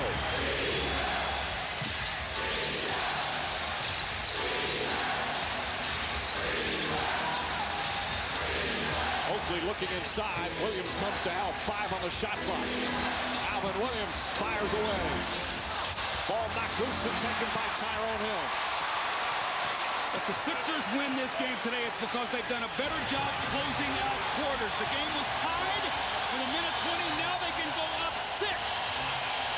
There's about a 6.5-second difference between shot and game clock as everybody in this place now on their feet. Iverson blocked by Williams. Williams got a piece of it. Gotta go quickly. 5 seconds remaining in the quarter. And a blocking foul call on Tyrone Hill. That'll be his 5th. And Jerome Williams will shoot 2. It's hard to find fault with Allen Iverson, but he took that shot too soon against the clock. And what he did, he enabled Toronto now to take the miss and run out and get to the free throw line. So sometimes as an offensive player, you get a little excited. You take that shot too quickly. And here it is, the isolation. Alvin Williams does a terrific job. You see shot clock actually about 3 seconds still on the clock. But I think he could have maybe taken a couple more dribbles. But what that does is now it allows Jerome Williams to get to the line, or you make a couple free throws, and it's going to be probably a 2-point game going into the 4th period. See Eddie Rush explaining to Hill, who will sit down. But foul trouble, a major problem here now. Nothing off the bench. Injuries mounting. Again, no Lynch and no Geiger. Williams is now just 7 of 14 from the line in this series. Keep your eye on Vince Carter off this free throw. Todd McCullough's going to try to check him out. Jerome Williams, not a good free throw shooter. He must get his body on him so Carter does not rebound this miss. 3.2 seconds remaining. Vince was calling for him to miss it. Here comes Snow. Final seconds. And it's out of the goal. Oh, just off the back of the rim. As you hear the ooze from the crowd. And that will end the third quarter. The Sixers, no field goals for nearly 6 minutes, the last 6 minutes of the period. We'll be right back after these messages and a word from the local station. Sixers by 3. Fourth quarter coming up in Game 7. Fourth quarter set to begin in Game 7. 3 teams are already in the conference final. Of course, San Antonio and LA in the West. Milwaukee earlier today advanced to the East. And now it's up to Toronto and Philadelphia with 1 quarter to play and a 3-point lead for the Sixers.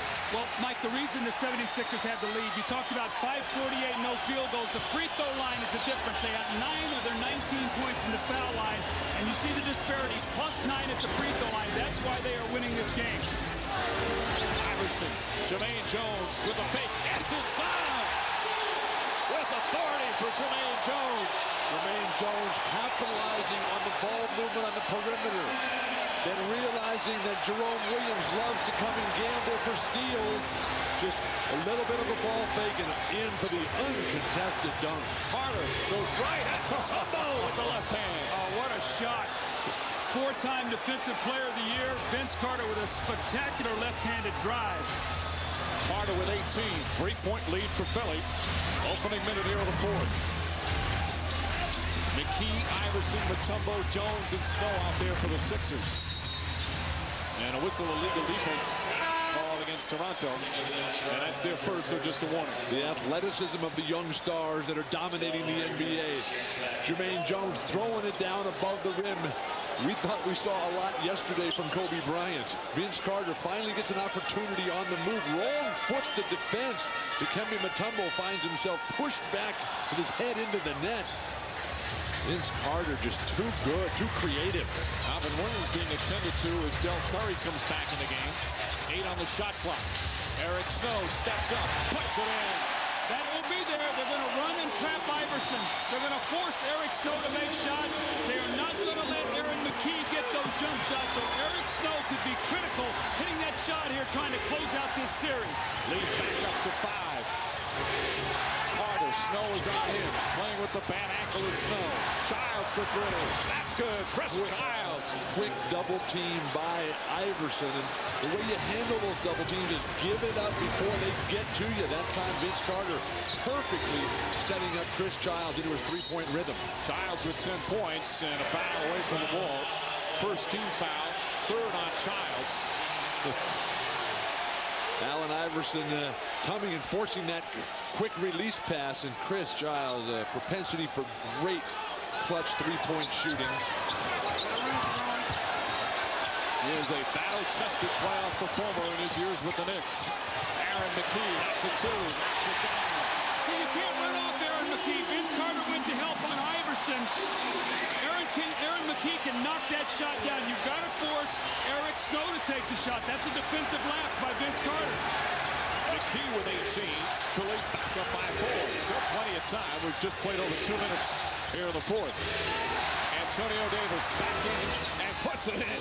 Antonio Davis throughout this series has come back into the games after long stretches on the bench, long by Antonio Davis standards. And then he's been able to knock down those shots. Those are extremely difficult for not a natural, pure shooter. And those shooting numbers coming against some very aggressive defense at both ends. Shot clock down to 7. McKee, left-handed, blocked by Davis. Floyd Davis doing it at both ends. Toronto needs discipline right here. Childs, dangerous shot, but he draws the foul. And Chris Childs shake it up. Will go to the line for 2. Dikembe Mutombo all for his 2nd foul. What you love. You got Mutombo, Iverson battling virtually on every play, and these guys have 1 and 2 fouls. So Childs will go there. As Doug mentioned earlier, Game 7 against Miami last season as a member of the Knicks. He had 15 points when the Knicks beat the Miami Heat in Miami in the Eastern Conference semifinals. The team that Larry Brown has on the floor right now, as we see Childs miss a free throw, is the team he likes to close the game with. He feels like he's got his best 3 perimeter players, Eric Snow, Iverson, and Aaron McKee to play against Carter. He's got on the front line Jermaine Jones. We'll see Tyrone Hill later with Mutombo. So he likes to go small on the perimeter. That's why Eric Snow has to stay healthy out there right now. They need him in his defense. Lenny Wilkins, on the other hand, still has a couple of substitutions. He's got Alvin Williams and Oakley both sitting on the bench. Critical juncture. 1-point game here in Game 7. Jermaine Jones knocks it down. 22-year-old Jermaine Jones with 14 points. Having his coming out party here today in our 7th game. And the crowd getting up on its feet at the urging of Allen Iverson, waving the crowd up. Carter, Davis wide open, puts it in again. Penetration and dish, championship style. Get into the paint, draw the entire defense, and then kick it out to one guy who's wide open. Boy, Davis has just been brilliant in this postseason. And also, to give Carter credit, he's creating wide open shots for him. Carter has 7 assists. Iverson has 14 assists. So the big 50-point scorers distributed. We're still well short of 50 today. Snow. Scoop layup won't go. Mutombo, another offensive rebound blocked by Curry. 9 offensive rebounds from Mutombo. Toronto on the run. Childs off balance. Ball tipped and taken by Mutombo for his 16th rebound.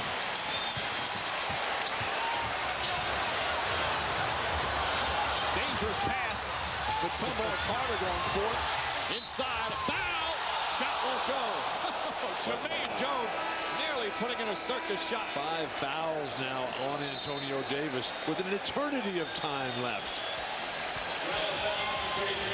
But Jones coming up big, playing in place of the injured George Lynch.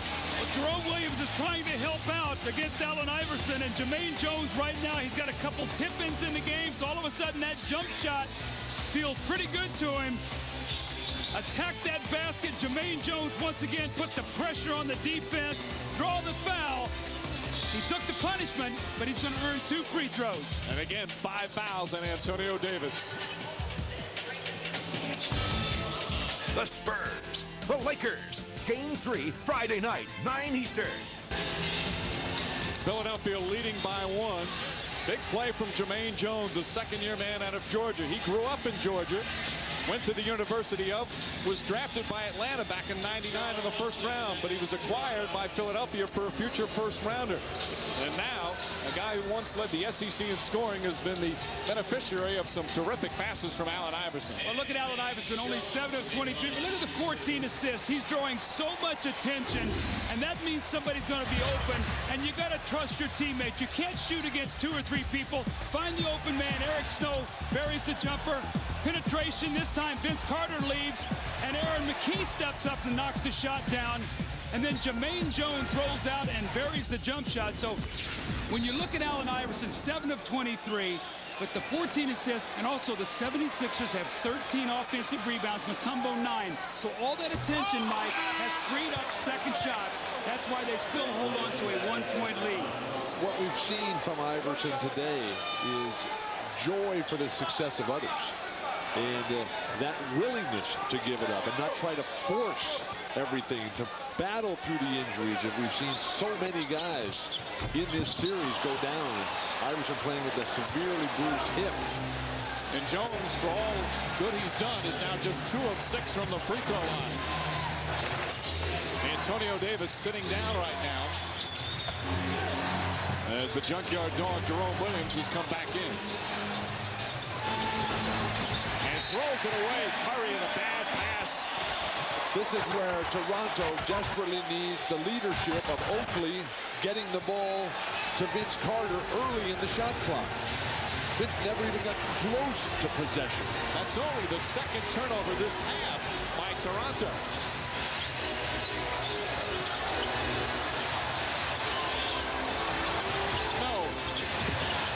side, and Jones is fouled again. So Jones, they call the foul against Jerome Williams. Third team foul, but Jones will shoot 2 more free throws, but again, he struggled from there. Now here's one of the problems. You start committing all these fouls early in the 4th period. You get in a penalty. Now Allen Iverson starts to drive. You put your body on him and you foul him and you put him on the free throw line. So, Bill, you know the importance, especially in the 4th quarter, of getting into that penalty situation, especially when you got a star player. You put the onus on the official to blow the whistle when that guy goes to the basket. You've got a greater than 2-to-1 disparity in this game between free throw shot attempts. And with Toronto settling for the perimeter game, unable to attack the basket, thus get to the free throw line, makes it very difficult to keep this crowd out of it. 5 minutes gone by in the 4th. Philadelphia back up by 3. The Sixers, the #1 seed in the East. The Raptors with a 5th seed. Alvin Williams, the floater. Mutombo. Look at the effort from Mutombo, and a loose ball foul is going to go against Toronto. Dikembe Mutombo would not be denied on that rebound. And Lenny Wilkins, who rarely complains, is right in the referee's face. Jerome Williams, his 3rd foul, and that's the 14th foul. Mutombo, who has just been a giant on the boards today. 9 offensive rebounds. Keeping that ball tip, the 2nd and 3rd jump. Iverson with the floater. Sixers back up by 5. Lenny Wilkins needs a timeout here. Got to draw a play up so Vince Carter can get a shot. They have not allowed Vince Carter to touch the basketball here with their pressure defense. And the First Union Center exploding once again.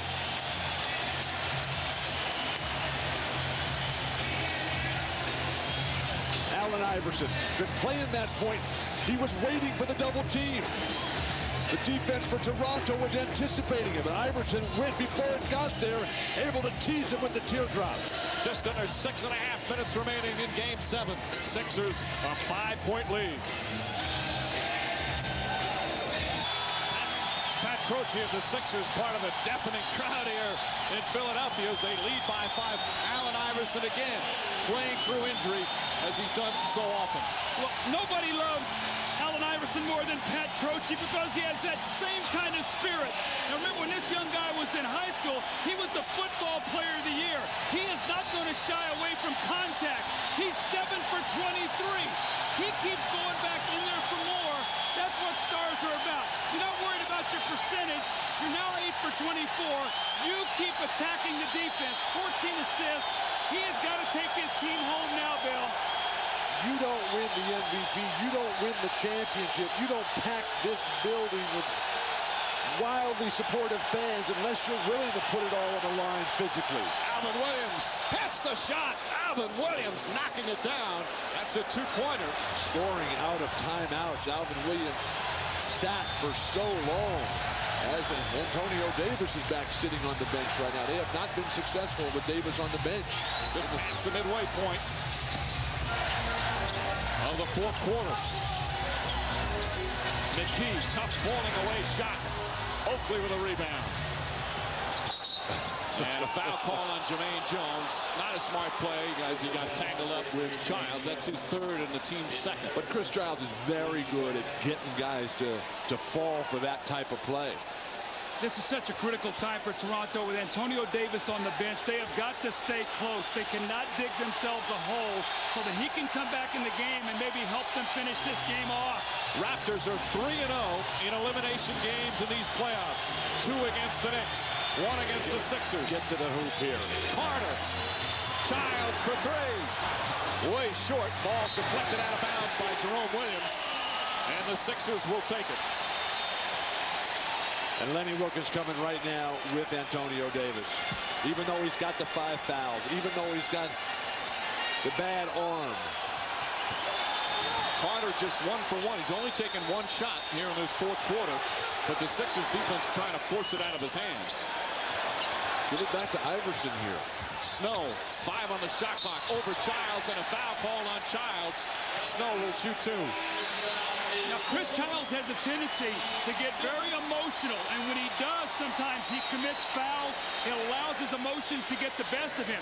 Eric Snow, contested shot. You don't foul him and put him on the line. Not after 3 dribbles. I mean, he had no place to go, and you see Antonio Davis back in the game, and you see what's happened with him on the bench here in the second period. So he has got to stay in the ball game to finish it out, and he's got to play through that tough arm injury that he has. It'll be a tough 5 minutes here for Antonio Davis. Snow hits the first 11 points for Snow, who was questionable with the ankle injury. He'll back in, and Jermaine Jones, 16 points for Jones. Starting in place for the injured George Lynch. What a performance from the second-year player out of Georgia. Now Chris Childs leaving the game, and Del Curry's coming in. Why? Because if they're going to run a double team, Alvin Williams and Del Curry are both terrific three-point shooters.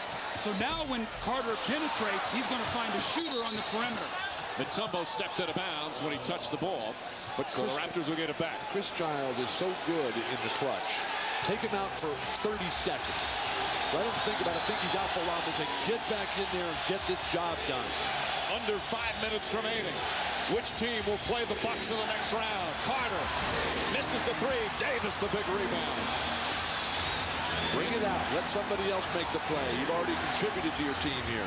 Davis listens to you, Bill. Carter splits the defenders, gets inside, and he's hammered. Carter hammered, and he'll shoot 2. We're talking about putting your body in harm's way. But you know what it must feel like to be able to jump that high, to be able to hang up long enough to be able to do that. Look at this crossover, and he gets in the air, 2 guys, and finally gets the contact. That was your game, Doug. Oh, no question. I used to take it right at you, Bill. Carter now at 19.7 assists. So much made about what he did earlier today, but it doesn't seem like it's had any effect in terms of what he's done on the floor. I agree with that. This has not been a distraction. Don't look and say that he's 6 for 17. They've been swarming him, but more importantly, he's given the ball up to his teammates. Now is when you're going to judge Vince Carter. 4:35 to go. It's a 2-point game.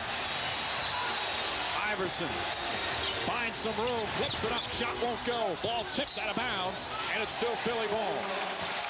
You've got to be able to dominate your defensive backboard if you expect to win on the road. Larry Brown's going to talk this one over with a 22nd timeout. So a 22nd timeout called by Larry Brown. His team with the ball in a 2-point lead here in the 4th quarter.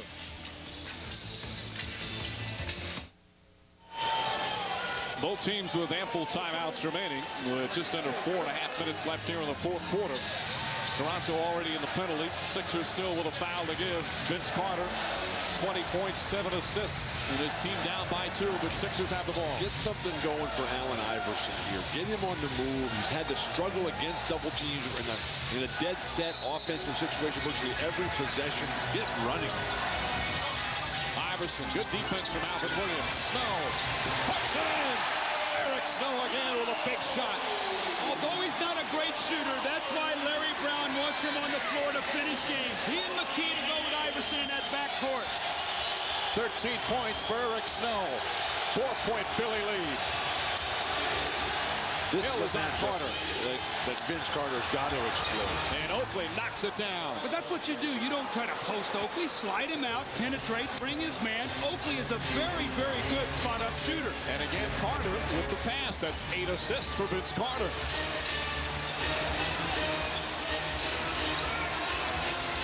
Williams keeping Iverson in front of him beautifully.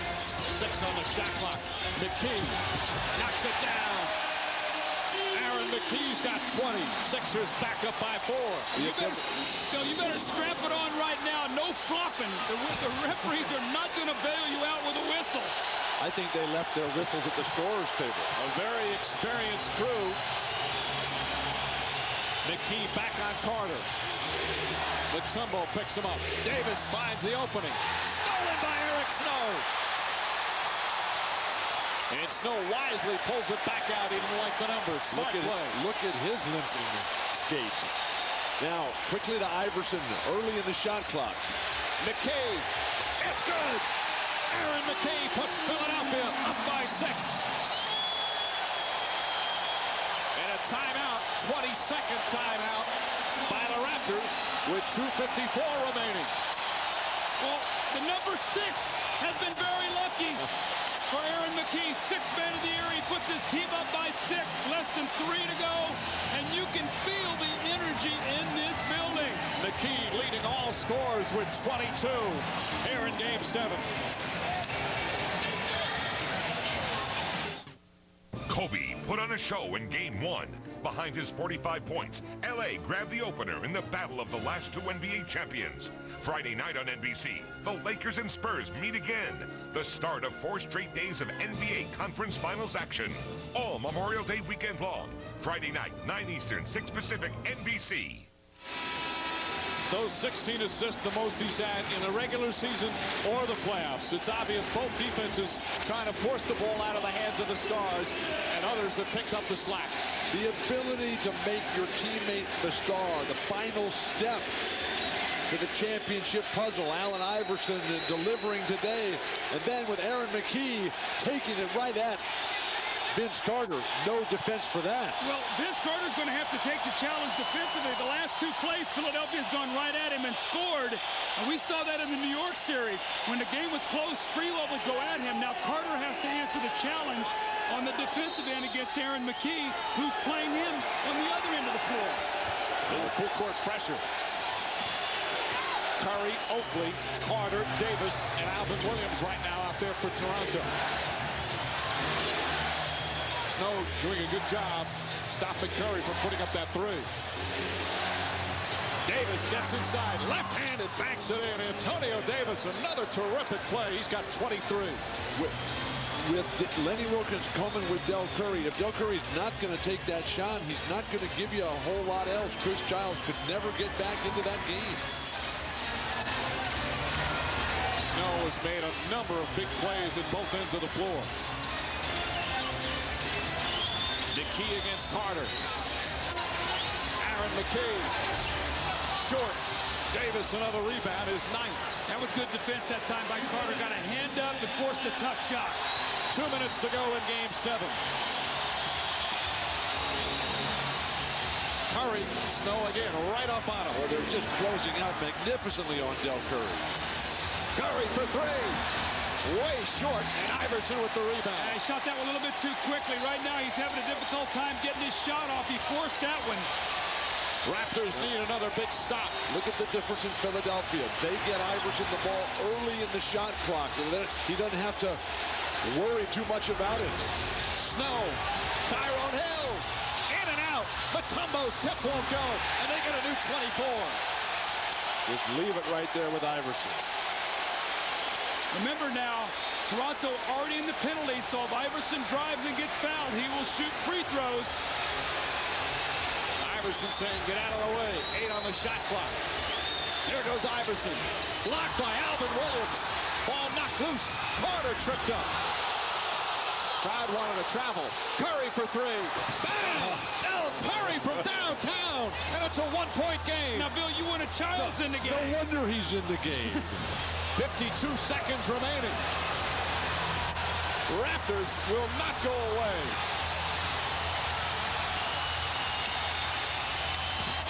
Anxious moments here at the First Union Center.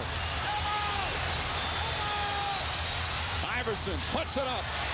Way off the mark. Rebound, Aaron McKie. And McKie gets it back out to Snow. Well, they don't want to foul right now. There's almost an 8-second differential. They want to stop. Even if Philly scores, they'll have plenty of chance to get a playoff. Snow setting it up. 9 on the shot clock. Iverson against Williams. Eric Snow won't go. Davis the rebound. Alvin Williams will bring it across, and they'll call timeout. 3.6 seconds remaining. What a finish. The Raptors will have a chance to win it at the buzzer. What a game. Great plays, great defensive sequences. That big 3 by Curry. Now his team has a chance.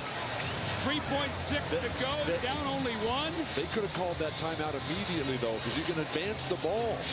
And also a big point, Philly has a foul to give here. That means they're going to have to get the ball in quickly. and try to do something soon against the clock. You dribble it a couple times, as we see Curry hit that three, and then you take the foul. Now you get yourself in a position where it's hard to even get a catch and shoot off. So this 3 seconds, a lot of things can happen. What a finish between these two teams that have battled. And what's so much fun about these two teams, the crowds have been into it at both arenas. The turnarounds for these two franchises. 4 seasons ago, in 96-97, the Sixers were 22-60. They were a horrible team. Just 3 seasons ago, the Raptors, in 97-98, they won just 16 games. They were 16-66. And both these franchises have turned it around with terrific front office moves by Glenn Grunwald of Toronto, Billy King of Philadelphia. Terrific coaching, and players who've really come into their own. But with 3.6 seconds to go and a foul to give, Toronto's challenge is that they have to go immediately. If they take any sort of hesitation to their attack, they're going to be out of luck. Now the Raptors still have a timeout left. And again, Philadelphia with a foul to give. So expect the inbound and a foul after a couple of seconds. Obviously, they have to be careful not to foul in the act of shooting. Well, if you're Philadelphia, you want Toronto to throw the ball back towards half court. Make them use some clock and then take the foul. You don't want them to throw them deep in the corner where they can get a catch and shoot, or where they're in the offensive area. So you want the ball going back towards half court. Put this line underneath the basket so that when they can make the inbound pass to the 15-foot region of the offensive end. It all comes down to the final play. Sixers by 1. Raptors with the ball. Carter nearly falls down, and there's the foul again. McKee waited the perfect opportunity just before Carter shot, and there's 2 seconds remaining, so the Raptors have to inbound again. Very slow clock. I was going to say, I looked up at 1.6. Larry Brown agrees. He's going over to the scorer's table. That's a big break for Toronto, because now you can catch the ball and get a dribble, and now you can't take a foul. And they'll call their final timeout. So the Raptors out of timeouts. Obviously, they'll have to get it in, so any kind of ball pressure could cause some problems. So Lenny Wilkens uses his final timeout with 2 seconds to go and his team down by 1.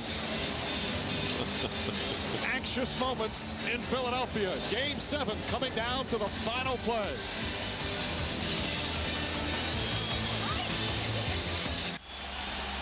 Sixers by 1, but the Raptors with the ball. 2 seconds to go. Toronto out of timeouts. And they've got Del Curry inbounding the ball. They're going to set screens for Vince Carter coming to it. Also watch the quick pass to Curry after he inbounds. Curry has it. Carter trying to get free. Carter at the buzzer. No good. And the Sixers hold on and advance to the conference finals.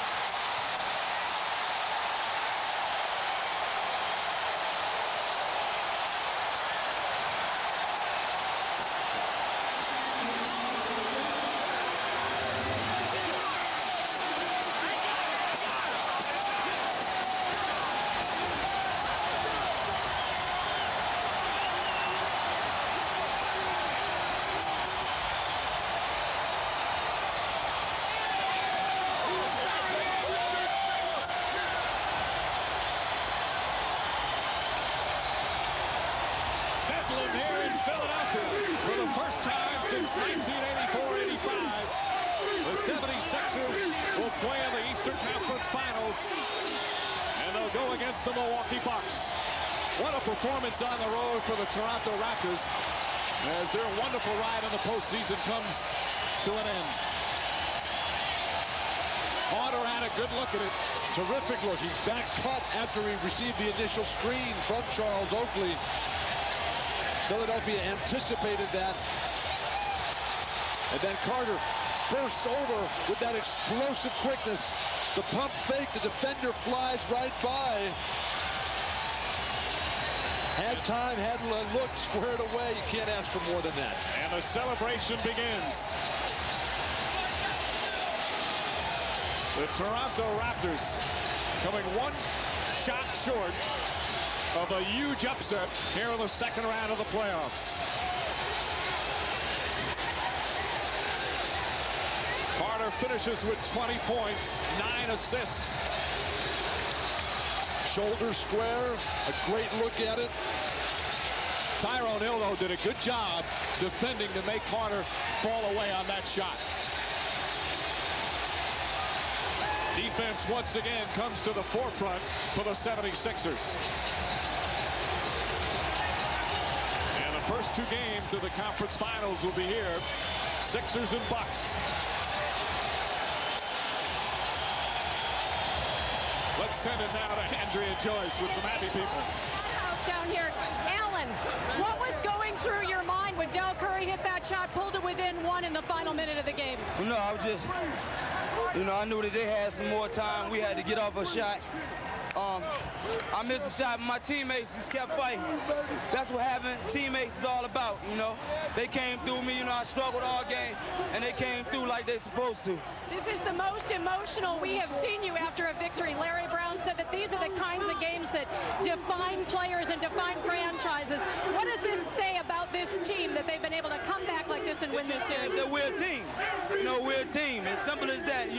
Don't get no better than this. In the locker room, outside of the locker room, we're always a team. We always look out for each other.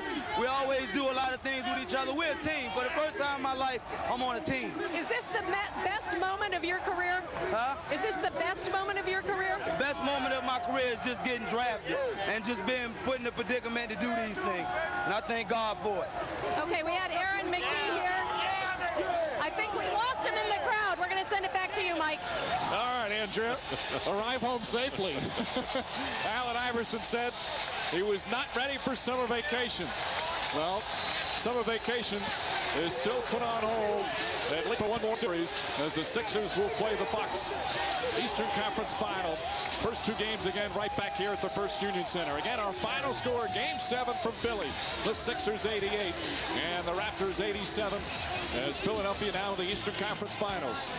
Don't forget, next weekend, Memorial Day weekend, we'll have plenty of NBA playoff action. Of course, what a great day for the NBA fan. The Bucks winning at home in their Game 7 against Charlotte. Now waiting for their opponent, and the 76ers did the same. They won at home despite a gallant effort from the Toronto Raptors. Vince Carter got a degree and nearly had a huge upset.